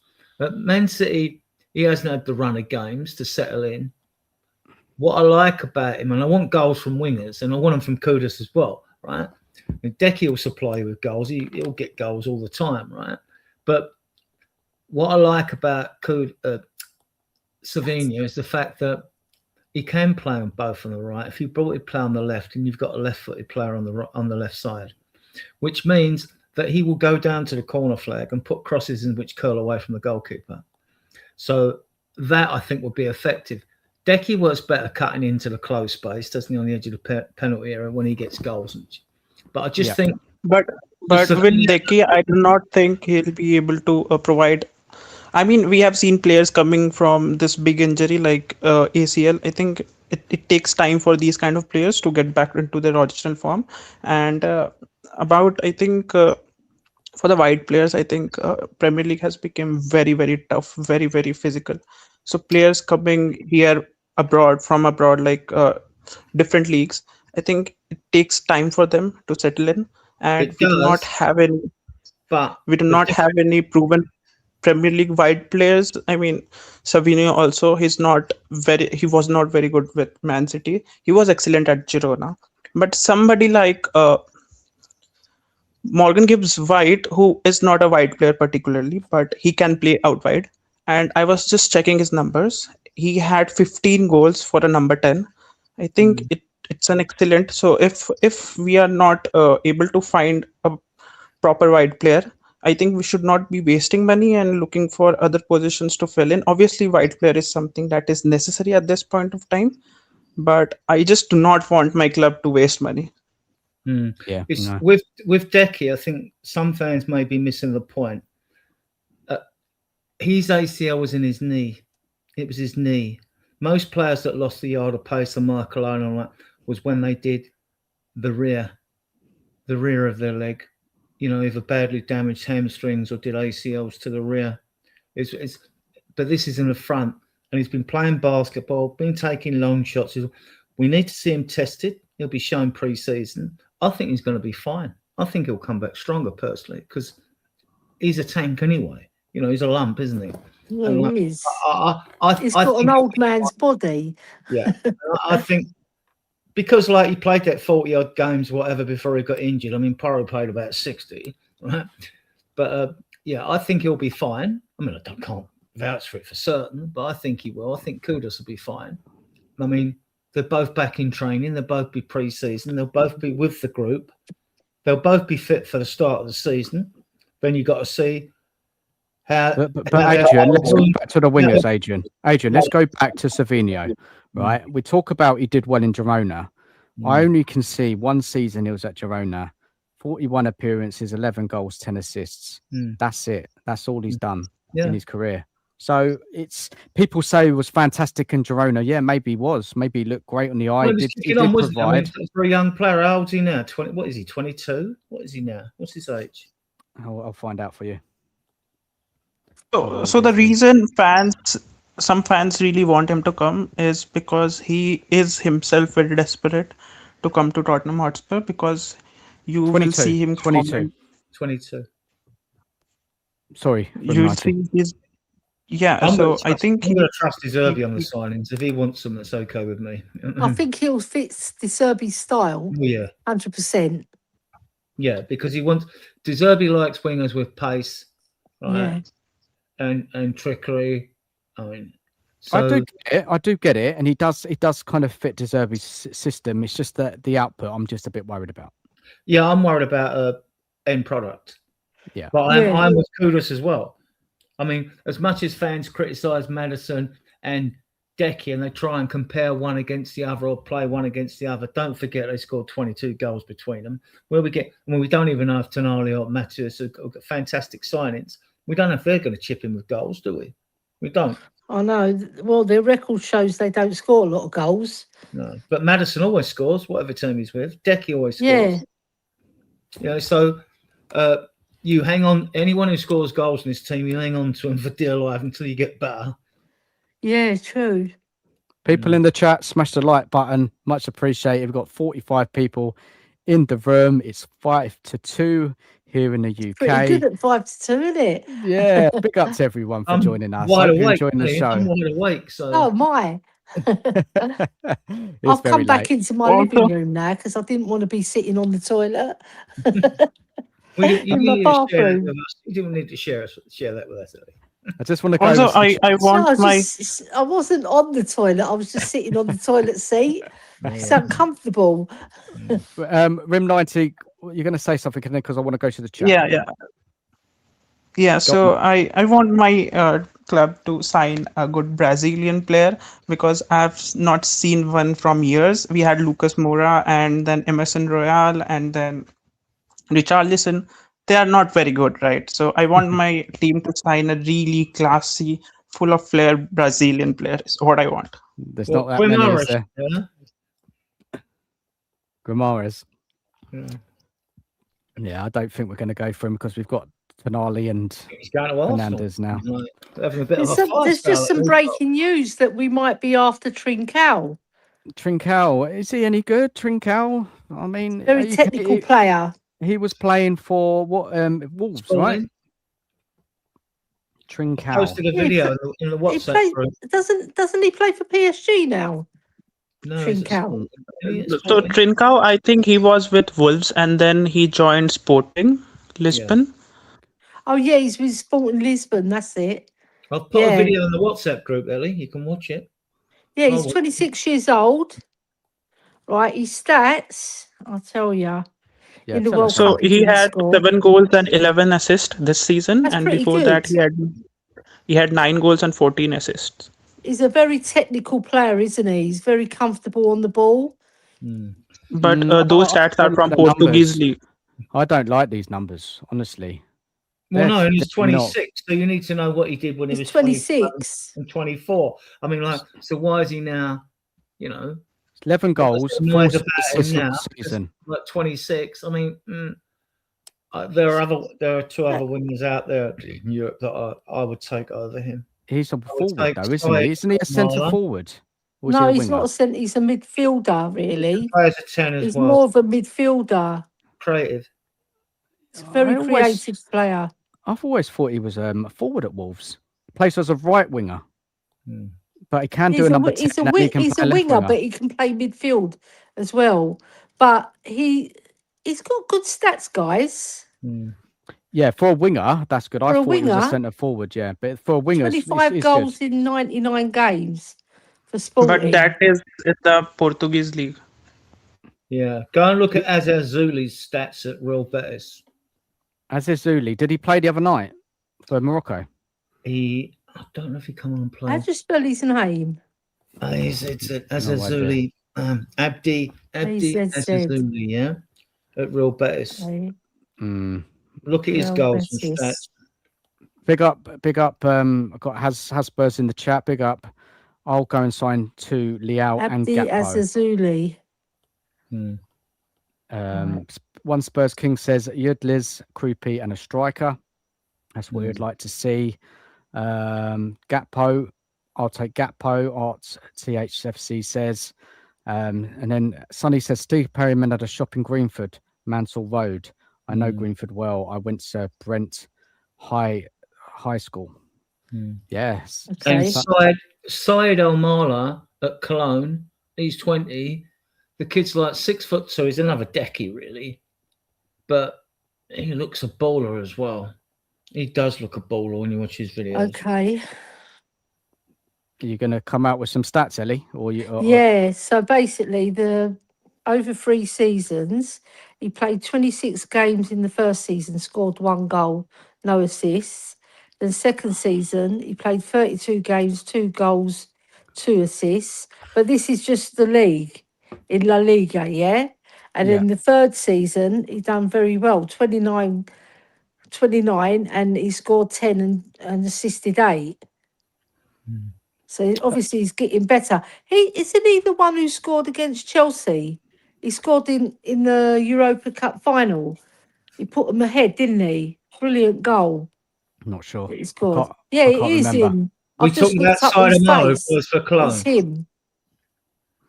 Who are we talking about? Sidamaro who plays for Cologne. Are you talking about It's Azuli. Azuli He's the plays one who for- scored for Real Betis against Chelsea. Oh, I like both of those They went players. in the lead, didn't they? Yeah. And then Chelsea battered them 4-1. Evening, Let's- Brian. Let's hello to Brian. How you doing, Brian? How are you, buddy? I'm good. I've got up early for work, so I've got 25 minutes before I need to start getting ready for work. I saw you were live. The And I thought Canadian it's been a time. while. It's been a while since I've been on your channel down. So I thought, you know what, I'll pop on. Yeah, cheers, buddy. All How are right, you Brian. doing, man? Yeah, you had done a Of course show you pop today, on, didn't you? innit? Yesterday, you did a show, didn't you, with Ben? I was meant to do Yeah, one yeah. last. I meant to do one last night because I had the day off, but I was meant to do a late night Lily White, but I was in bed by 7 p.m. because I was exhausted. I was exhausted, so I went to bed very early. Spurs or England, Brian? No, just work, mate. These shifts, because I didn't have a day, because I had a day off yesterday. I didn't have my normal scheduled 2 to 9 p.m. nap. I literally went without sleep, and I thought I could handle it because it was a day off, and I could go rock and roll, and I couldn't. I couldn't. My body was like, nope, nope, nope. Well, let me hit Brian with a hard question. You know, Brian likes difficult questions, so let me hit you with a hard question, Brian. Yeah, before you start your working day. Go So on, I you know, great all these links out there. You know, Savinho, Krupi, Leao. I am a little bit concerned about output. Right, I want Spurs. If Spurs are going for it this summer, which they are, you know, some really good signings. I don't know. You might not. You might agree. You might not. But if we're going to be bringing in these forward players, right? I said this to everyone on the panel. Do you want to bring in players who are going to guarantee you goals and assists? And if you have any names, that'd be great. Well, I wasn't. My biggest problem with Leao was commitment and consistency. Mm. But after watching a bit with Iggy on We Are Tottenham TV with Simeon, I completely run around. Iggy is gospel to me for Italian football news, especially AC Milan. So I'm very much in favour of Leao. He thinks De Zerbi will be the manager that will get him that consistency to the next level. And on his day, he's electric. Mm. He's electric. If they bring in Savinho, he can play left and right. So that's very good for us for versatility. And if Kudus ain't there, he can go right side. I'm okay with that, although I'm a massive fan of Nusa. And England fans will find out later on today because he's going to be playing down the wing. That has been England's sore point this World Cup, down our right. Up front's the big one. I'm a fan of Krupke. Let's get that right. Massive fan of his. But I want someone like a Guirassy. Guirassy will bang goals in for fun. But we've got 2 years ago when he was at He's the Stuttgart. Dortmund player, isn't he? Yeah. So, He's 30 now. I don't think we'll go for him He's because 30. he's probably Yeah. a factor. So, Brian, 2 years ago. Brian. So what I like when you mention players with output, Guirassy is an output, right? And that's what I think. Okay, I get that. Rashford, he's got output. Yeah. Gakpo, he's got output. Yeah. So I want Spurs to get guaranteed output. Now, Savinho hasn't got the output. Krupi is young, but could go on to be a fantastic player. Yeah. And then Leao, I mean, it's funny that you said that, Brian. After watching Iggy's video, Scott M got put off by it after watching Iggy's video. He's a funny guy, isn't he? You know what? Who would have thought it? Who would have thought it? Yeah. Who would have thought it? Up, I Scott. love that man. Who would have thought it though? I'm going to send Sava and Scott M and Lubo, Paulina's hot takes. Scott M was getting rid of the whole squad on one chat. I said, I hope we're keeping the goalpost and the corner flag, Scott. You know what I mean? So, like, I mean, what's the thing? I think when we go for this front line, we always know that the forward players demand the most attention from rival teams or potential bidders with us.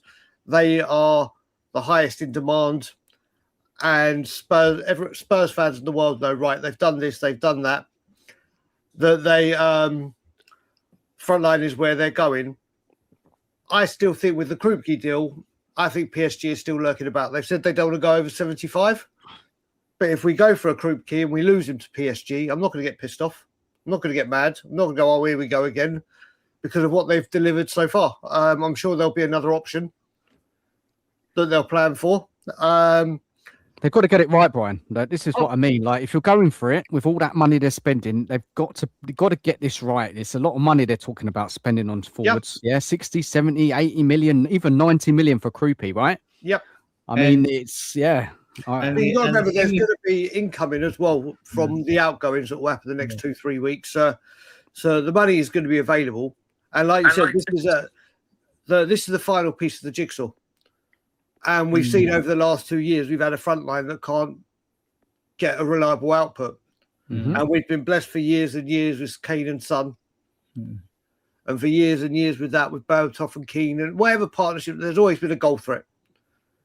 And right now, there hasn't really been a goal for it. And this needs to change. It's a bit of a gamble with Krupke, but you've got this, the club have got to take, well, to me, you take the gamble. You might be paying 70, 75 million from here, but if he stays for another season and smashes it, he's going to be over 100 million. So this is, I mean, they've got to get it right. You bring in players in on big wages. If it doesn't work out, you're going to struggle to shift them on, right? Well, so you look at it, tell Odebear, there's 70 million already that we spent. Is Krupke worth a 90? He's done more in the Premier League, Krupke, in that one season than those two at 70 million have done together. And that's at Bournemouth. So is it a risk? Is it buying? It's a big deal. Obviously, when we bought Dele Alli for 5 million, that's like, oh, that's a no-brainer. That's going to...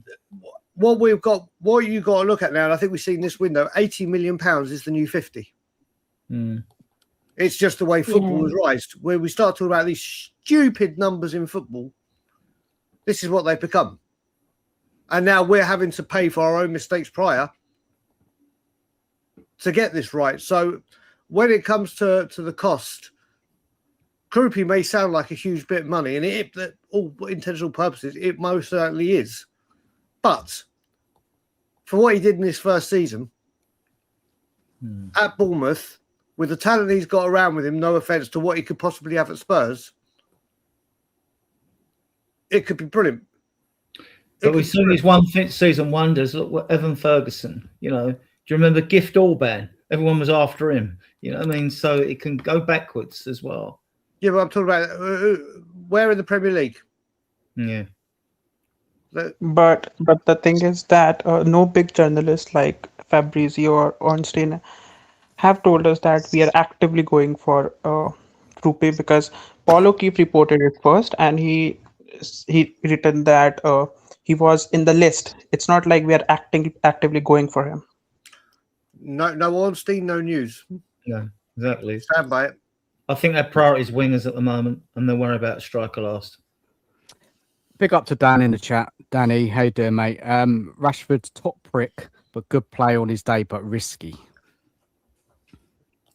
Rashford, but like we were saying earlier, I mean, he wants ECL football, and he wants this, and he wants that, and he wants a top wage. Who's going to give him it? Man United want rumoured 40 mil for him, and he's on that wage. Barcelona don't want him. He wants ECL football. What other clubs out there can afford him? PSG don't need him. Bayern don't need him, right? Atletico Madrid probably haven't got the money. Don't think Real Madrid. I mean, Rashford's going to have to lower his demands. He's going to have to come to a club or get. I think his best option is another loan, to be honest, if he wants to be anywhere near what he's on now. Otherwise, I just don't see it happening. You may want this, but you ain't getting it.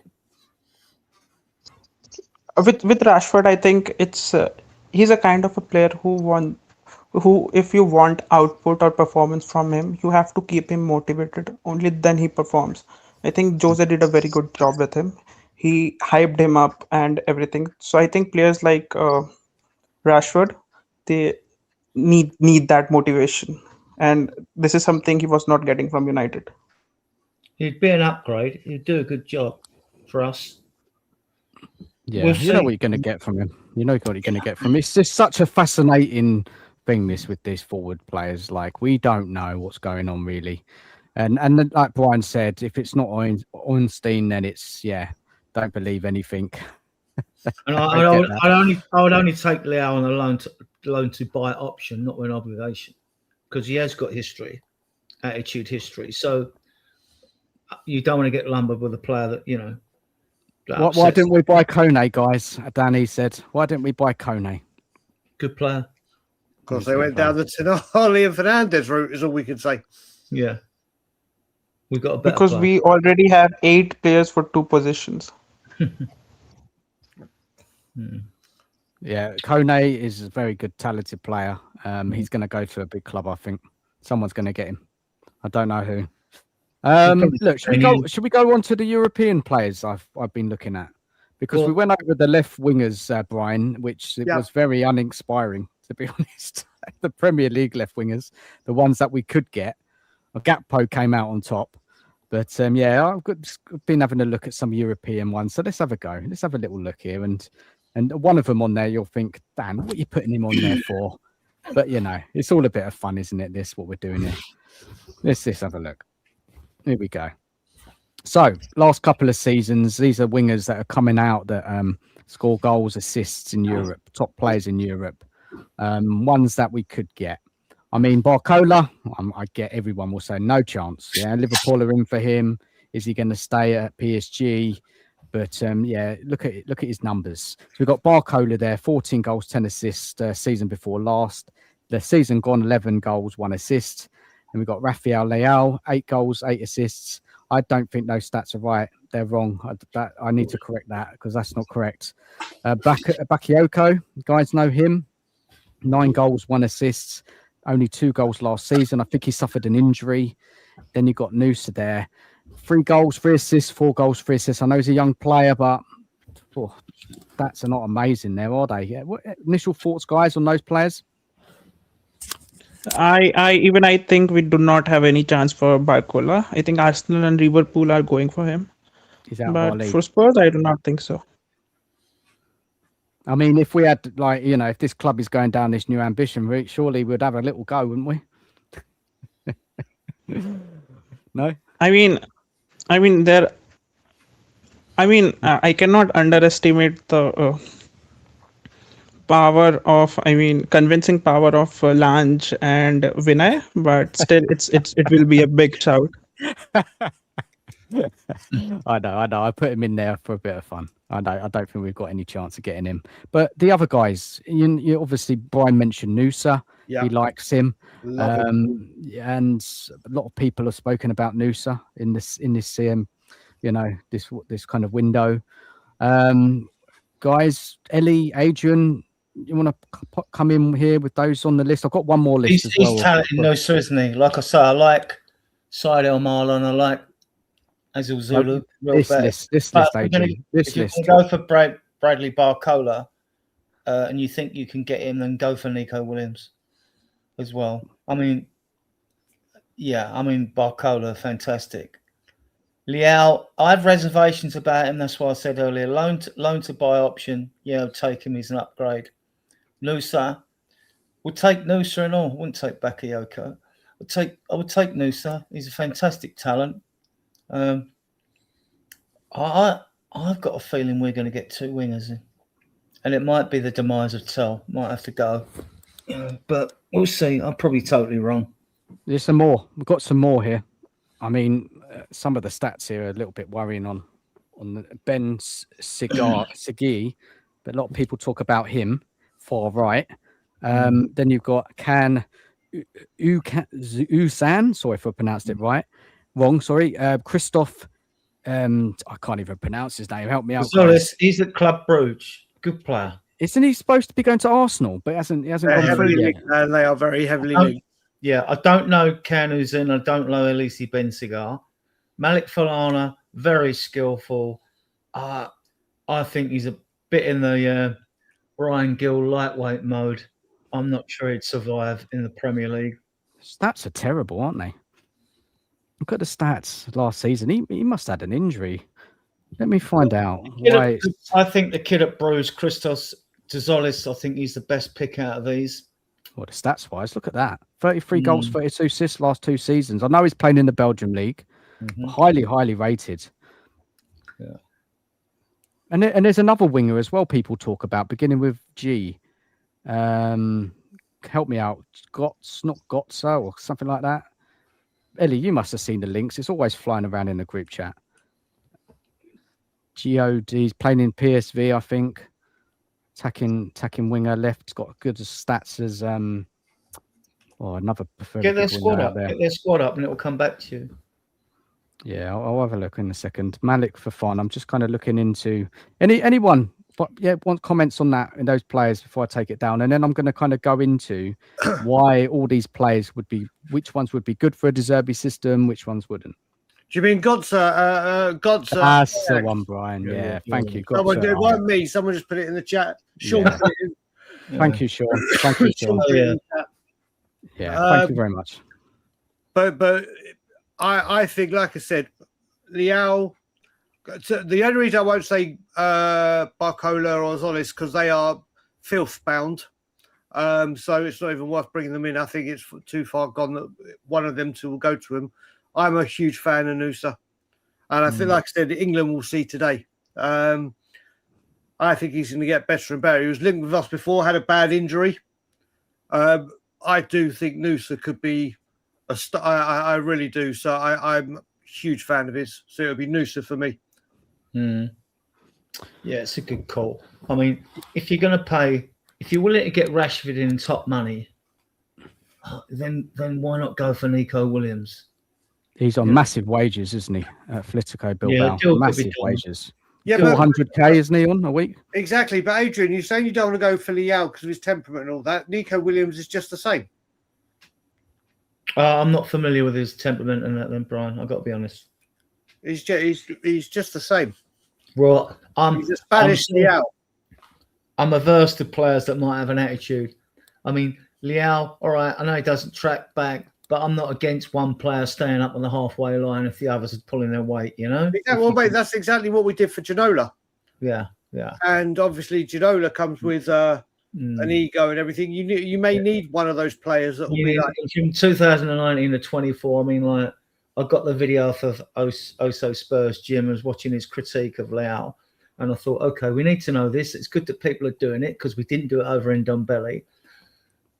I mean, Leao, in clusters, he's absolutely fantastic, you know. Consistency, you hit the nail on the head, but he would be more than an upgrade. He'd be like a massive upgrade. And in Formula, he's a game changer when he's on it. So if there are doubts, if the rumours are true about arguments with managers, bust-ups with players, leaving training early and things like that, that's not what you want to hear. So, but that's why I'm saying loan with a buy option, no obligation to buy. Then the player's got to, he's got to do the graft, hasn't he? He's got to do it. Look, we've got Scott sent to the room, and I'm sure he's going to come. He's going to come. He's been listening, because we did talk about you, Scott, and we did mention you because after watching Nicky's video about Leao, that changed your mind, right? Yeah, I mean, I would still probably take him, but I said one of the key things that I picked up on Iggy's video was he said how successful Leao was working with Theo Hernandez as a left back. And when Theo Hernandez left as a left back last season, that's where his production dropped off. And we know that at our club, our left backs are god awful. So he's not going to have anybody to work with because Robertson's crap and Udogi's crap. So that's the concern that I have with after watching Iggy's video, is that it sounds like, and that fits, right? Danny, who watches a lot of Serie A, has said Leao's lazy. He doesn't track back. So I think that, after hearing that and hearing Iggy, it's concerning to see that we have crap left backs, and that's one of the key things that he had as a success. I would still take him because, again, as we've talked about, it's not like there's good options out there on the wing. Wing is one of the weakest areas out there, especially wings that can score goals. So I would still take him, but that's the one thing. Watching Iggy's video, I'm a little bit concerned because he said how successful him and Theo Hernandez worked well together, and we don't have anybody at left back to work well. Scott, what I will say on that is, were you watching Spurs when we had Ginola? Was it over here regularly around that time? No, I saw a highlight. He was one of my favorites because we only got the highlights, and I don't think there's a better player that you could like than David Ginola if all you're doing is watching highlights, right? So, damn right. So when we had David Ginola, George Graham, and then who came after George Graham? Well, Hoddle, who didn't do the best of service to him, always had it set that when we lose the ball, because Ginola's bad at tracking back, they had a different shape for when he was there. So tracking back wasn't an option. It was kind of the outlet for when we got the ball back, get it straight out to him. So if that is the case, I would hope De Zerbi would utilize, not saying he will, but maybe sometimes with these flair players, you need them as the outball for as soon as you get possession. Not saying that De Zerbi's going to do it, but that's why I took what you said with Iggy on board. I don't agree with you so much about the quality of the left backs. Destiny, if he doesn't stay fit. If Destiny stays fit, he could be a machine. Robertson, we just don't know. I'm with you on Robertson. I was kind of, but the off the pitch stuff, he brings loads. On the pitch, we'll see. But maybe Spurs could come up with a format for off the ball as opposed to on the ball. So Leao isn't as reliant as a trap back. But I think what he can do on the ball going forward is going to be a lot more, weighs it up in our favour more than what he can do off the ball. Yeah, I mean, Unai Emery, right? Even when they're defending corners and set pieces, always leaves two players on the halfway line, Brian. So it can be done. It can be done. So also, I was thinking that why no big team is going for Jared Bowen, because his numbers were really good last season. My guess is because of he's a West Ham like through and through, right? So he's someone who most of the time we think that they're leaving. I think none of us would necessarily be surprised if he wanted to stay with West Ham for a year to get him back up, right? Yeah. And he's Danny Dyer and all that. They're a right East End family. It's a bit awkward for him to leave that football club, but he should for his career. I think if they don't get up next year, that would be interesting to see what he does. Yeah, because I think that West Ham probably thinks they're coming back up. Yeah, I agree. Yeah, look, he's a good player, Bowen. You would take him, wouldn't you? But I don't think he's going to leave. He's going to help West Ham get back up into the Premier League next season. Now, so I'm doing this kind of search for left wingers, and we started the show with the Premier League ones and the European ones. And again, I feel a little bit underwhelmed. I don't know how everyone else feels.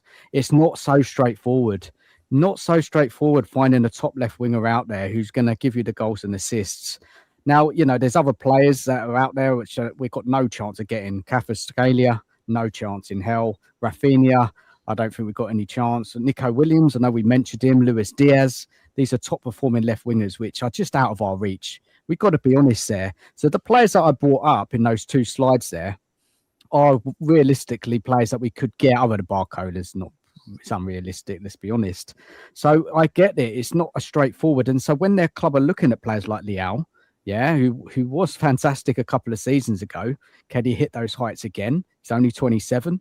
Does he need a new kind of new motivation, new club?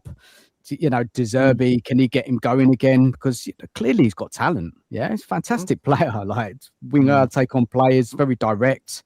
And then we look at we've spoken about Krupi, striking, the way he strikes the ball, fantastic, right? Very clever player, and he should only get better with good coaching, being at the right club. At the moment, playing at Bournemouth, we know what they do. They've run very well. Yeah, they've got something going there well, right? Ariola, you don't know he's moved now, but he's done a fantastic job there. And then we're looking at who else? Savinho, where so many fans, Spurs fans, really rate this guy, Savinho. And we've all seen him play for Manchester City. He can be so exciting, but it hasn't really worked out at City, is it? So it is a risk. So look, I get it. And after kind of going for it all, I just think this is in the club's hands. These guys in the recruitment, they get paid so much money. This is their job to get this right. And let's see who we come out with. That's I mean, I'll just say, go on, you go first. You go ahead.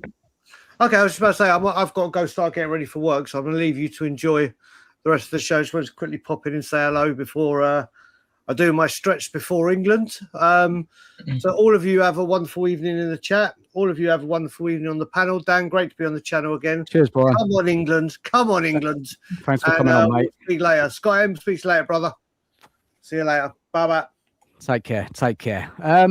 Look, guys, the winger situation. I mean, do you feel the same, what I just said there? Do you feel that it's not...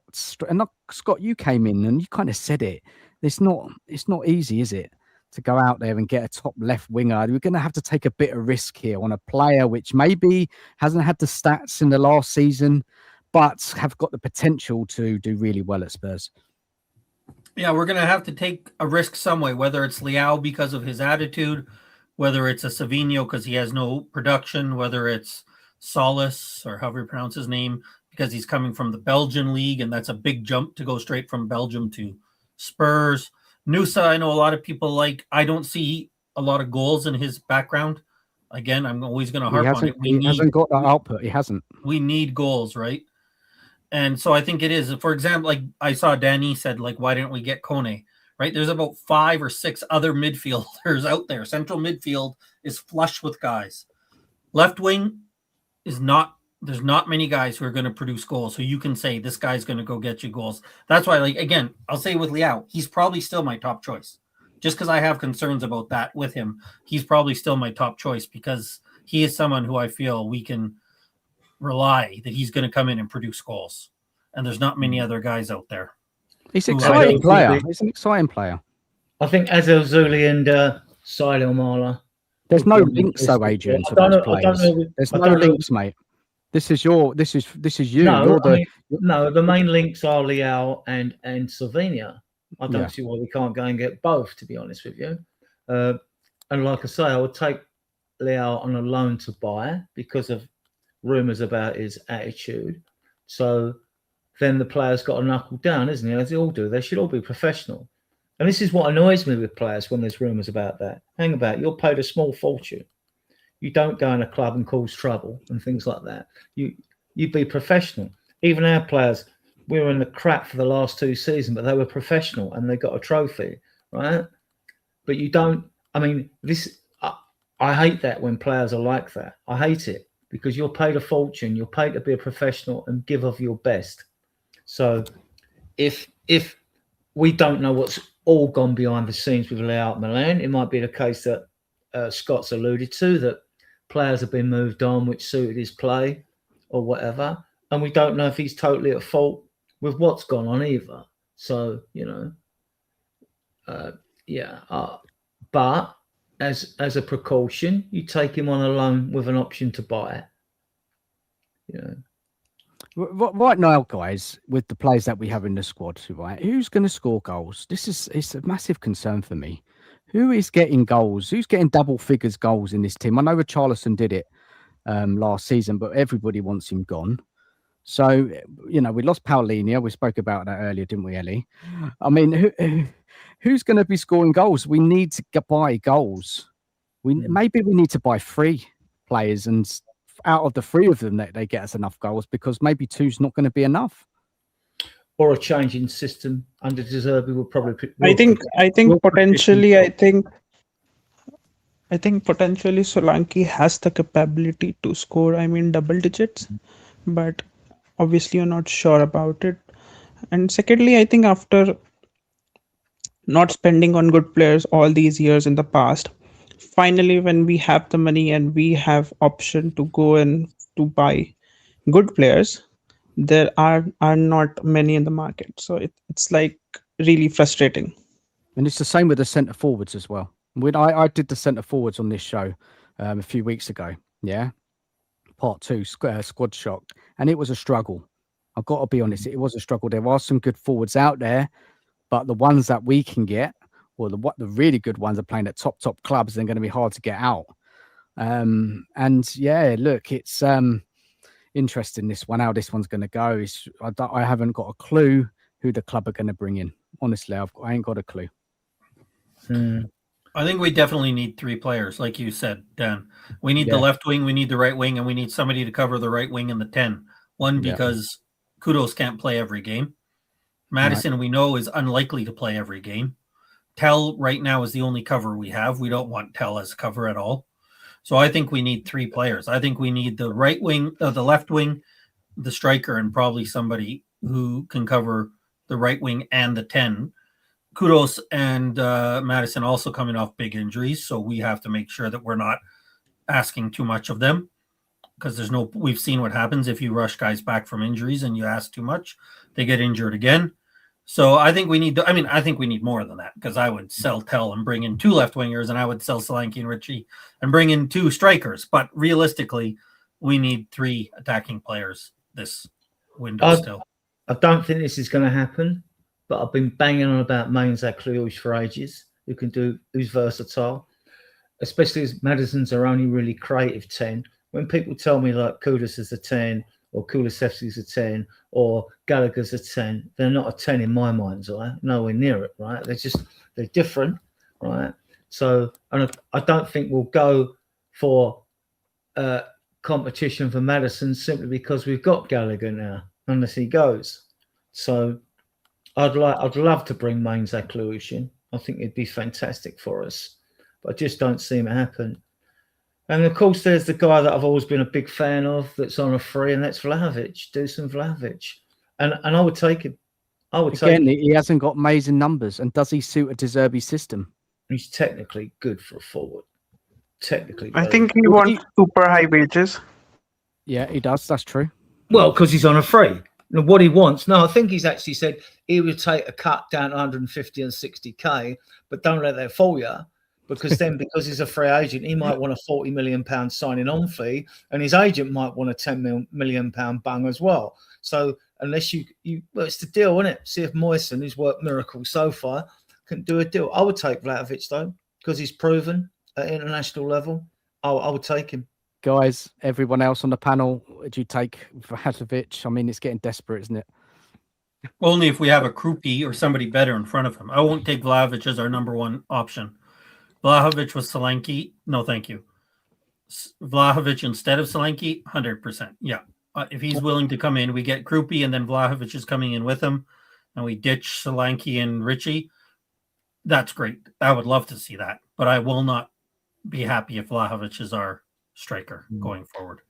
And it's a good comment here, Rob. An interesting one, a different way of thinking about things. Even if we had the exact same attackers as we did last season, they will score more goals purely because we've got other players we signed: Tonali, Fernandez, Van Heck, Senesi, etc. So basically what he's saying that the football's going to improve, the chance creations will go up, and players like Solanke, Kudos, Tell may get more numbers.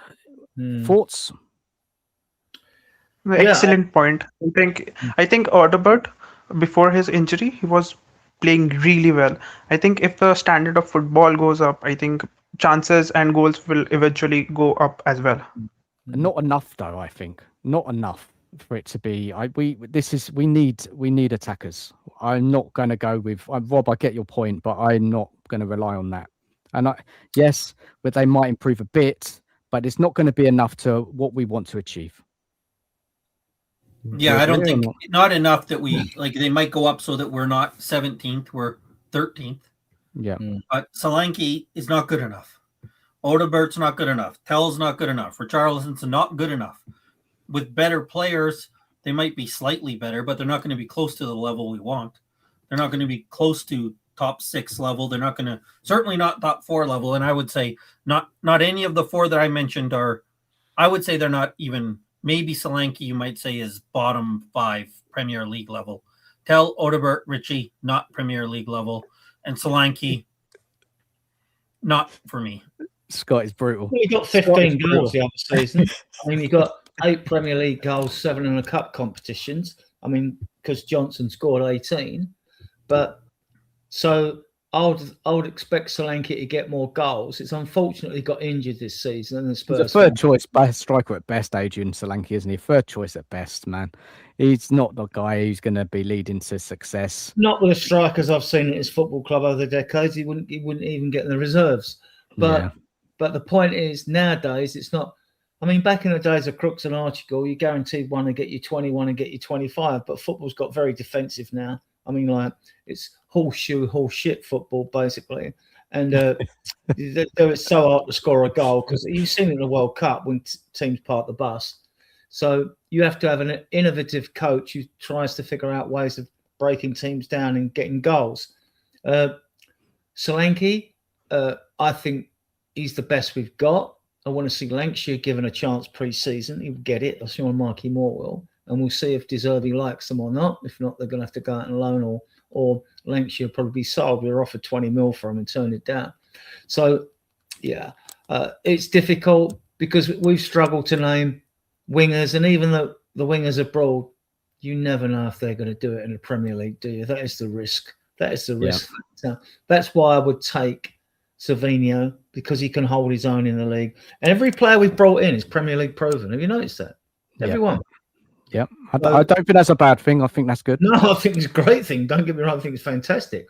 So, and it's been a very good window so far, and we know it's going to get better. But we hope so.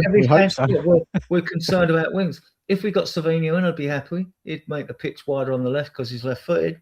Yeah. But I want goals from him. But I want goals from Kudus as well. You know, I think maybe the De Zerbi system, we may get more goals from Kudus, but we'll have to wait and see. We're going to be coming across the dirty low block so much next season. A lot of teams coming to our ground, they're going to sit in there and wait and play us on their counter attack. We're going to have a lot of the ball, and this is why we need special players to unlock those tight defenses. Obviously, Maddison could grab goals next season. He scored a few goals the season before. He's got a good assist and goal rate. Maddison, very good. But is he going to be the same player? Some people think he's the fittest he's ever been. I can't remember who said that now.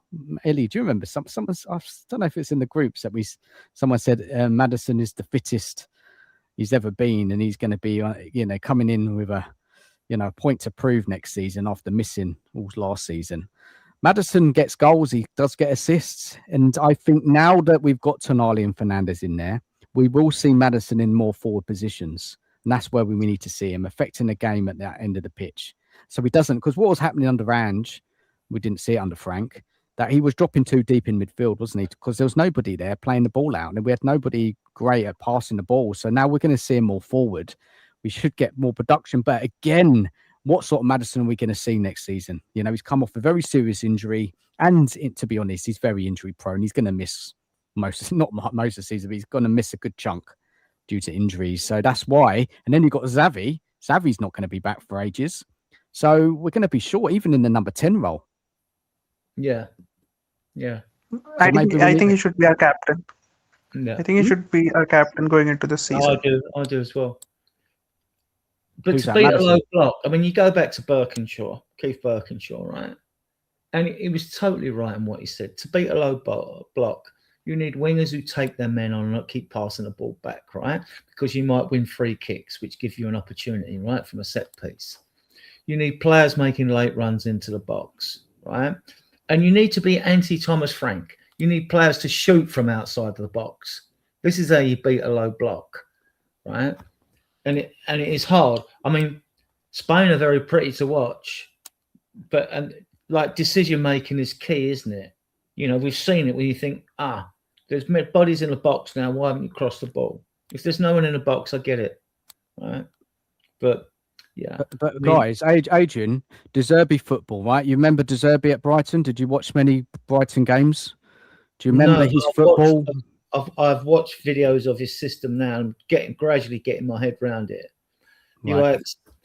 It's with De Zerbi, it's good. I like it. I mean, when you're attacking, right, he likes fast-paced wingers, and he likes to play the ball in behind the back line, like for someone who's ideal, like an Ollie Watkins to run onto. He likes to do that. When you're defending, it's a high press at the front and man marking behind.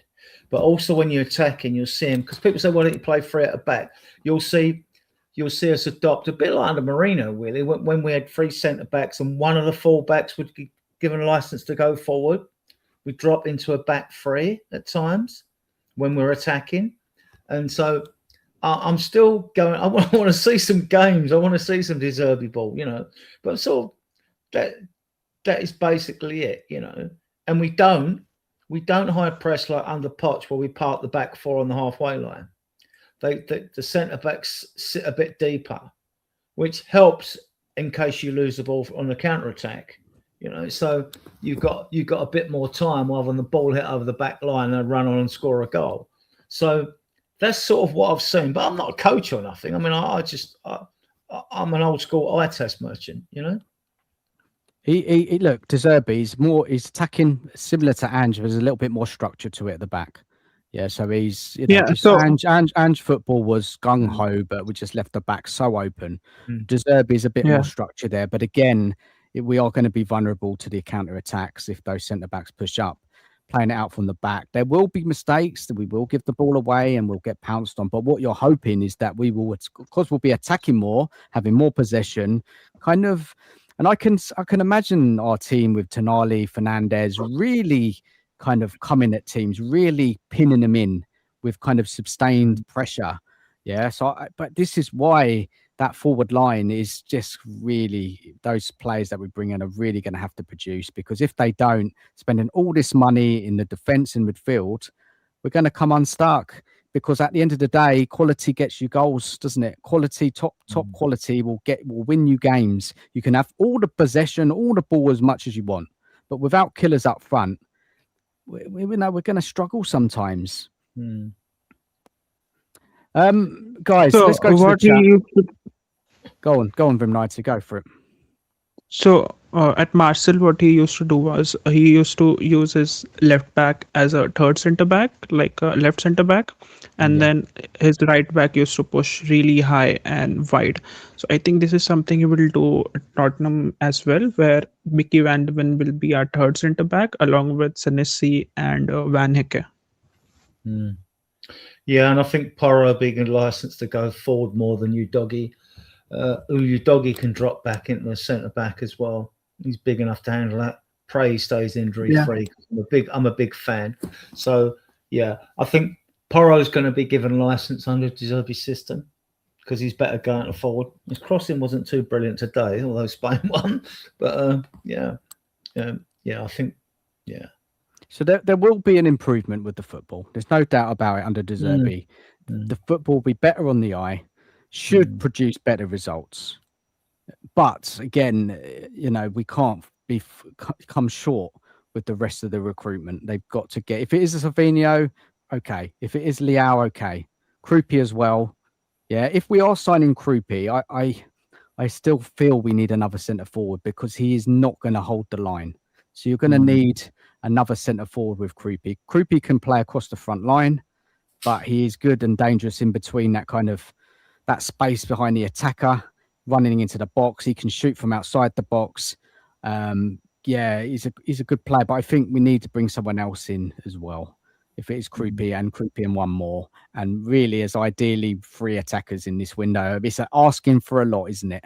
This is why I think everybody probably wants to get the squad ready and every position filled before the start of the season. It's not going to happen, right?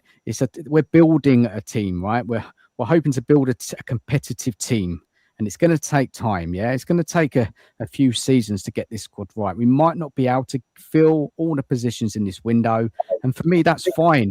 And as we said, people in the chat, people in the panel have said tonight, we don't want to waste money. Yeah, we don't want to waste money.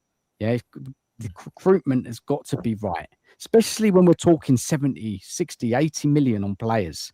We can't mess up, man. That's a massive, man. We've seen the teams in the Premier League waste so much money. Spurs have done it, but not to that extent. Yeah, not that huge transfer fee. We're talking about Man United wasting close to £100 million on. Remember that player Anthony? How much he cost down the bin? Yeah, Jadon Sancho. Waste money down the drain. Yeah, we can't go down that mistake. Well, we can't do it. So if we can't get our ideal attacker or player, then maybe we need to look at loans. Yeah, for this season, just to get us through, and then we go big again in January or next summer to make sure that we're building, you know, a very competitive team for the future. Thoughts, guys? Well, I would take Leao. I would take Leao and Savinho. and I would take Vlahovic, and I'd like Mainza Kalush 4. I think I might be pushing it, thinking we're going to get another 4 in, but I think we could get 3. You think? Hmm. Guys, I just want to go through the chat before we end the show tonight. Thank you so much, everyone who's joined us. Big up to everybody in the comments. With all your comments tonight, it's like 2:45 in the morning. Big up to you all for being here with us. I appreciate you all. Yeah, Nico Williams just got injured, and he's also been playing well for Spain. He did do quite poorly at Bilbao last 2 seasons. Big up to Sean. How you doing, Sean?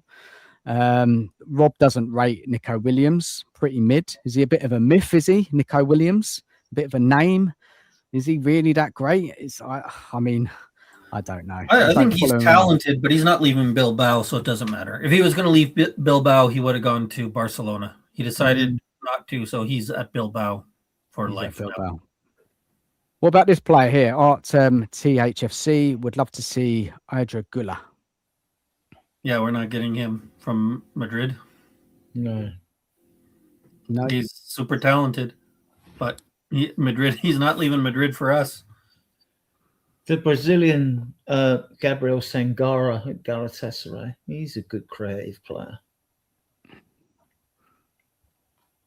I don't know. I haven't seen Turkey, so. Danny says Leo's ego is 15 out of 10. That's what you hear. But you know that we're getting to that, right? We know that's what's coming. If De Zerbi signs off on it, he knows that's what he's getting. So, yeah.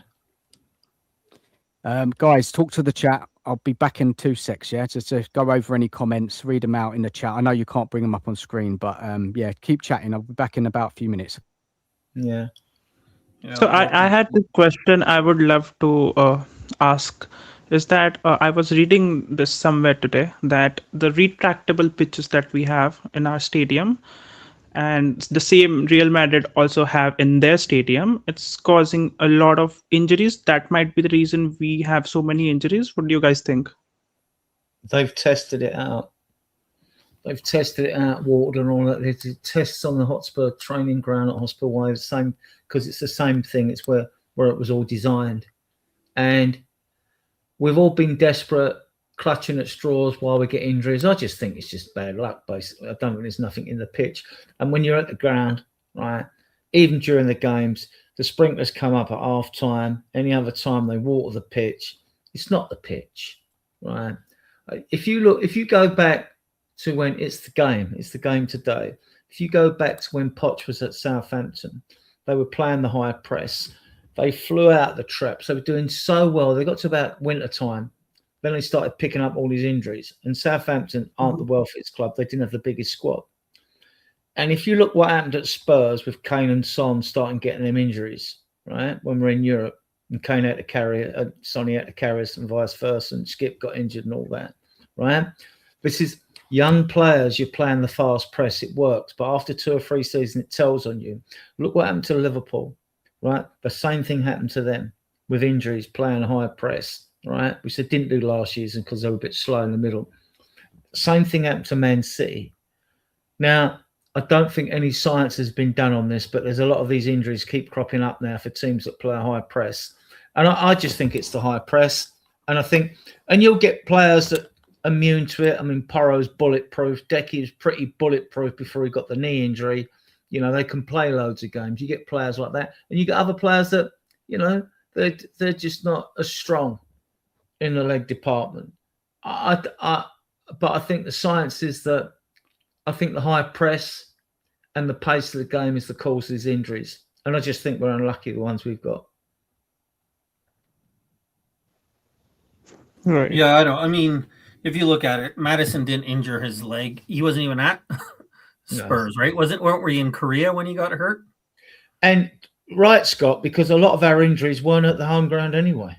I know some people have said maybe that because they train on it a lot, but I don't. I think it's just.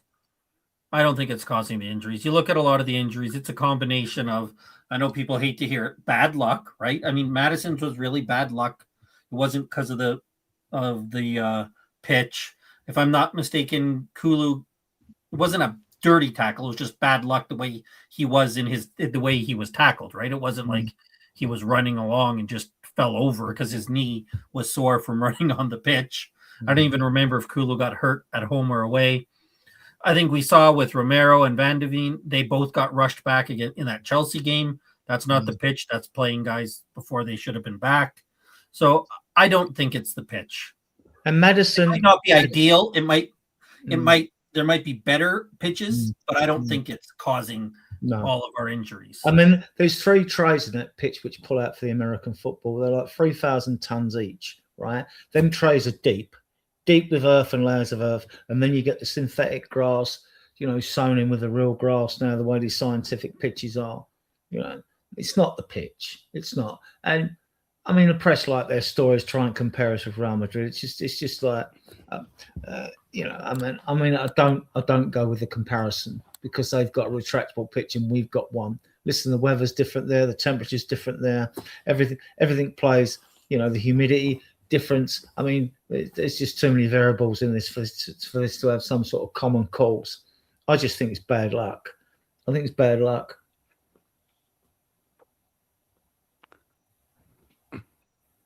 So and Madison on that. I mean, this is down to our science or medical team who should be sacked, right? He had a slight tear in his cruciate, and they said it would get fixed. It would be all right. So no surgery, no nothing. And then what happens? Knowing our luck, he does it and he's out for ages. Yeah. So happened. So entire of the medical team and now the CEO as well are my people. So I think responsibility has to be taken from their end as well. Danny in the chat, big up to you, mate. Udogi just a letdown compared to potential we had in Italy. I've been very disappointed with Udogi. I know injuries hasn't helped him, but his output, he's one of the worst crossers in the league. Terrible cross rate. Terrible. 19% out of 100. I mean, Adrian, you like the player. Yeah, I do. I'm a big fan. If he could stay injury free, I think he could become one of the best left-sided defenders on the planet. But injuries are an issue. When he's on it, he's been an absolute tank. Very good defensively. I mean, don't see it enough, though, Adrian, do we? We don't see it enough. But we expect all our fullbacks to be like, Gareth Bale. I mean, like you. Your job first and foremost is to be able to defend. And actually play as well. Stay fit. And play as well. I mean, I had this argument. I've had this argument loads of times. I said, if being a wing back even means you're absolved from defensive responsibilities, I don't want you in my team. I don't want you in my team because your first duty is to be able to defend. Well, that's Porro, isn't it? Porro can't defend but can attack. Well, when he first came, I was really on his case. I mean, like, he is a fantastic footballer. It's just finding the way to get the best out of him. But then first 2 games against Leicester and Newcastle, we got bang 6 and whatever. And the ball was just, he wasn't goal side. Ball was played in behind him. Crosses on the right were going over his head. I thought, what have we bought in? Just because he played well against us in Europe, But he is a quality footballer. When he's on point, when he's crossing. His crossing wasn't great today for Spain against Belgium, but he got through. He's been available more. So Udogi's, I think, first season under Ange was really good. I think he was our primary ball carrier. I think he was really good back then, his first season. And apart from that, I think this West Ham's left back, I think he's going to be a world-class player in the future. I don't remember his name, but he's a really good player. World class. That's a big statement. Who's that? The West Ham. Yeah, I think so. Yes, Really? yes, I think so. He's Why? really good. Yes, I've seen West Ham games last season due to obvious reasons, and I thought his crossing, his physicality, his passing, everything. It was top notch. Fair enough. I ain't seen enough of him. I know who you're talking about. Forgot the name though. The name's gone. Elly, do you know who that is? Elly, the West Ham left back. Sorry. Is it Wan-Bissaka? Or is it Carl Walker-Peters then? No, it's not. It's an African player. I forgot his name now. Just a couple of comments in the chat. I think we're gonna shut the show down now, guys. Big up to everybody who's joined us tonight. Yeah, it's nearly 3 a.m. there. Better get some kip. Kids will be up in the morning, so yeah, I need to be up with them. So yeah, any final comments of the night, guys? Anyone want to say anything? Shut the show before we shut down. I'll just say, yeah, I mean, there's not a lot of forward options out there, but there are some still good ones. So we should expect that we should have a good left winger, a good striker, and again, at least one more attacking player. There's no reason why we can't go get that, especially with the money we've already spent. To end up spending the kind of money we did on the midfield and then leaving the attack short would be terrible business. So I expect, for me, I'm hoping that we're going to get Leao. I'm hoping we get Krupi, and I hope we get Savinho as well. That's what I think we've shown so far this window. So I think keep the momentum going, keep that energy going, and then we can start to see more signs that we are a club that wants more than just a few good signings. We actually want to address the football needs. So that's what I'm hoping for, and somewhat of what I expect now, because we cannot leave this attack like it is. It cannot be Solanke, Richie, Tell. Those guys cannot be starting games for us next season. Yeah. For me, I think I am quite traumatized from the Levy era. So I just need players. I don't care who it is. I just need forward players. Yeah. Good forward players. Guys, Elly, are you there? I don't know if we lost you, Elly. You okay? Gone a bit quiet lately. I hope you're all right. Yeah, let's shut the show down. Big up to Elly, big up to Adrian for coming on tonight. Big up to Rim90 as well, making debut on the channel. Thank you so much, mate. Yeah, And, just keep your eye on David Ornstein. Yeah, we do. Part of the one thing that season ticket holders get now through Spurs is they get Spurs play for free, and they get free membership of the Athletic. So this is obviously why Ornstein, who's linked with the Athletic, gets the first information before Fabric, Romano and all that. You know, they're all clever after the fact people, aren't they? So just keep your eye on Ornstein, what he posted. I've got every faith in Moyson, who we brought in from the City Group off of Man City. He's got these deals done for Tonali and Fernandez, with words from De Zerbi to the players on the phone, obviously. So I'm confident we'll get players in. We will get at least another 2 at the bare minimum. I think 3. There will be sales, right? And yeah, so this is already the best window we've ever had, right? And it's gonna grow. But wingers and forwards, we're all sort of like pissing in the wind on this one, Dan, really, aren't we? You know what I mean? Because we just don't know. We are. Listen, look, over to the club. It's over to the club to sort this out now. There's time, plenty of time. We want to get them in as quickly as possible for pre-season. As we know, the players return today. They'll be going off on tour, playing pre-season games come end of the month. So, yeah, the club, ideally, we don't want to wait until the last minute. We want to get these forward players in as soon as possible so De Zerbi can work with these players and get ready for the season. Obviously, there'll be certain players returning back late from the World Cup, and they will join when they come. And yeah, we'll see. We're just going to keep an eye out now on transfer talk, and that's what everybody does every day. But you've got to be careful with all this rubbish online. Let's be honest here. We've got to look Ornstein, Romano. Then obviously, if they talk about it, there obviously is something going on. All the other links, just tread very carefully. But fans love it. They love all the links. Fantasy football season, and yeah. Good night, everyone. Thank you all so much for watching. Smash the like button. Subscribe if you're new to the channel. Please subscribe to Adrian as well. Diehards, go and check his channel out as well. And yeah, I'll be back at some point when there's some breaking news. Big England game on tonight. Massive game. Quarterfinals against Norway. Looking forward to that one. That's going to be a really interesting one. Playing in the Miami Heat. talks again of thunderstorms and game delays and on that, just one point on the final. I don't know if you know, and this was Ornstein posted it. Do you realise, right, that the halftime break is going to be 45 minutes for all the acts to play? They've got all these acts booked for it. 45 minutes. That's a joke. What? That's what, in half time? Yeah, they're having a 45. No, go and check it out. Go and check it out. There's going to be a 45-minute break at halftime for the halftime entertainment. Yeah, that's what happens at the Super Bowl all the time. It's a big, long halftime act. Wow, that's crazy, man. I don't think that should be allowed. 15 minutes and then back game on. That is messing it up. That's messing around with all sorts of things.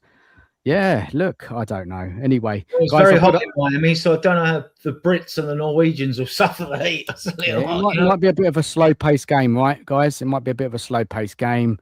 But for me, just the finals, because I'm not going to have a chance to go online before then. England, they have to win, and if they get knocked out, that's poor. That's poor, and that shows me that Tuchel hasn't made any really difference to Southgate. Norway, yes, they got Haaland, yes, they got some good players, but I'm sorry, tactically, player to player, we should be beating Norway. Not saying it's easy because Norway have been playing well, but I'll be very disappointed if England get knocked out. Playing against Argentina in the semi-final, fair enough. Yeah, Argentina a good side, but Norway. Sorry, we've got to get this one through. And I, to be honest, fantastic game against Mexico. Brilliant stuff. But it's more kind of the heart and the fight. The football wasn't great. I think Mexico played better football, to be honest. But we took our chances. It was a tough place to play, and they did very well. But the footballing from England has got to be better. And that's even if you talk about playing teams like France or Spain in the final, we wouldn't be able to live with them if we play like this. I'm glad they're playing each other, though, Dan. I'm glad. Yeah, I know. I'll be one of them. I'll be one of them. One of them's got to go, like. You know what I mean? Yeah, but then there's Argentina, and they've got to beat the Swiss. Yeah, they've got to beat the Swiss, and the way they're going at the moment, they seem to be winning. Even when they're losing, they come back. They've got the Messi factor. You know, it's going to be a tough game in the semi-finals against them. They're the holders. But yeah, fascinating World Cup. Guys, I've got to go to bed. Thank you so much, everyone, for joining us tonight. And good night. Take care of yourselves. I'll catch up with you all soon. Bye-bye.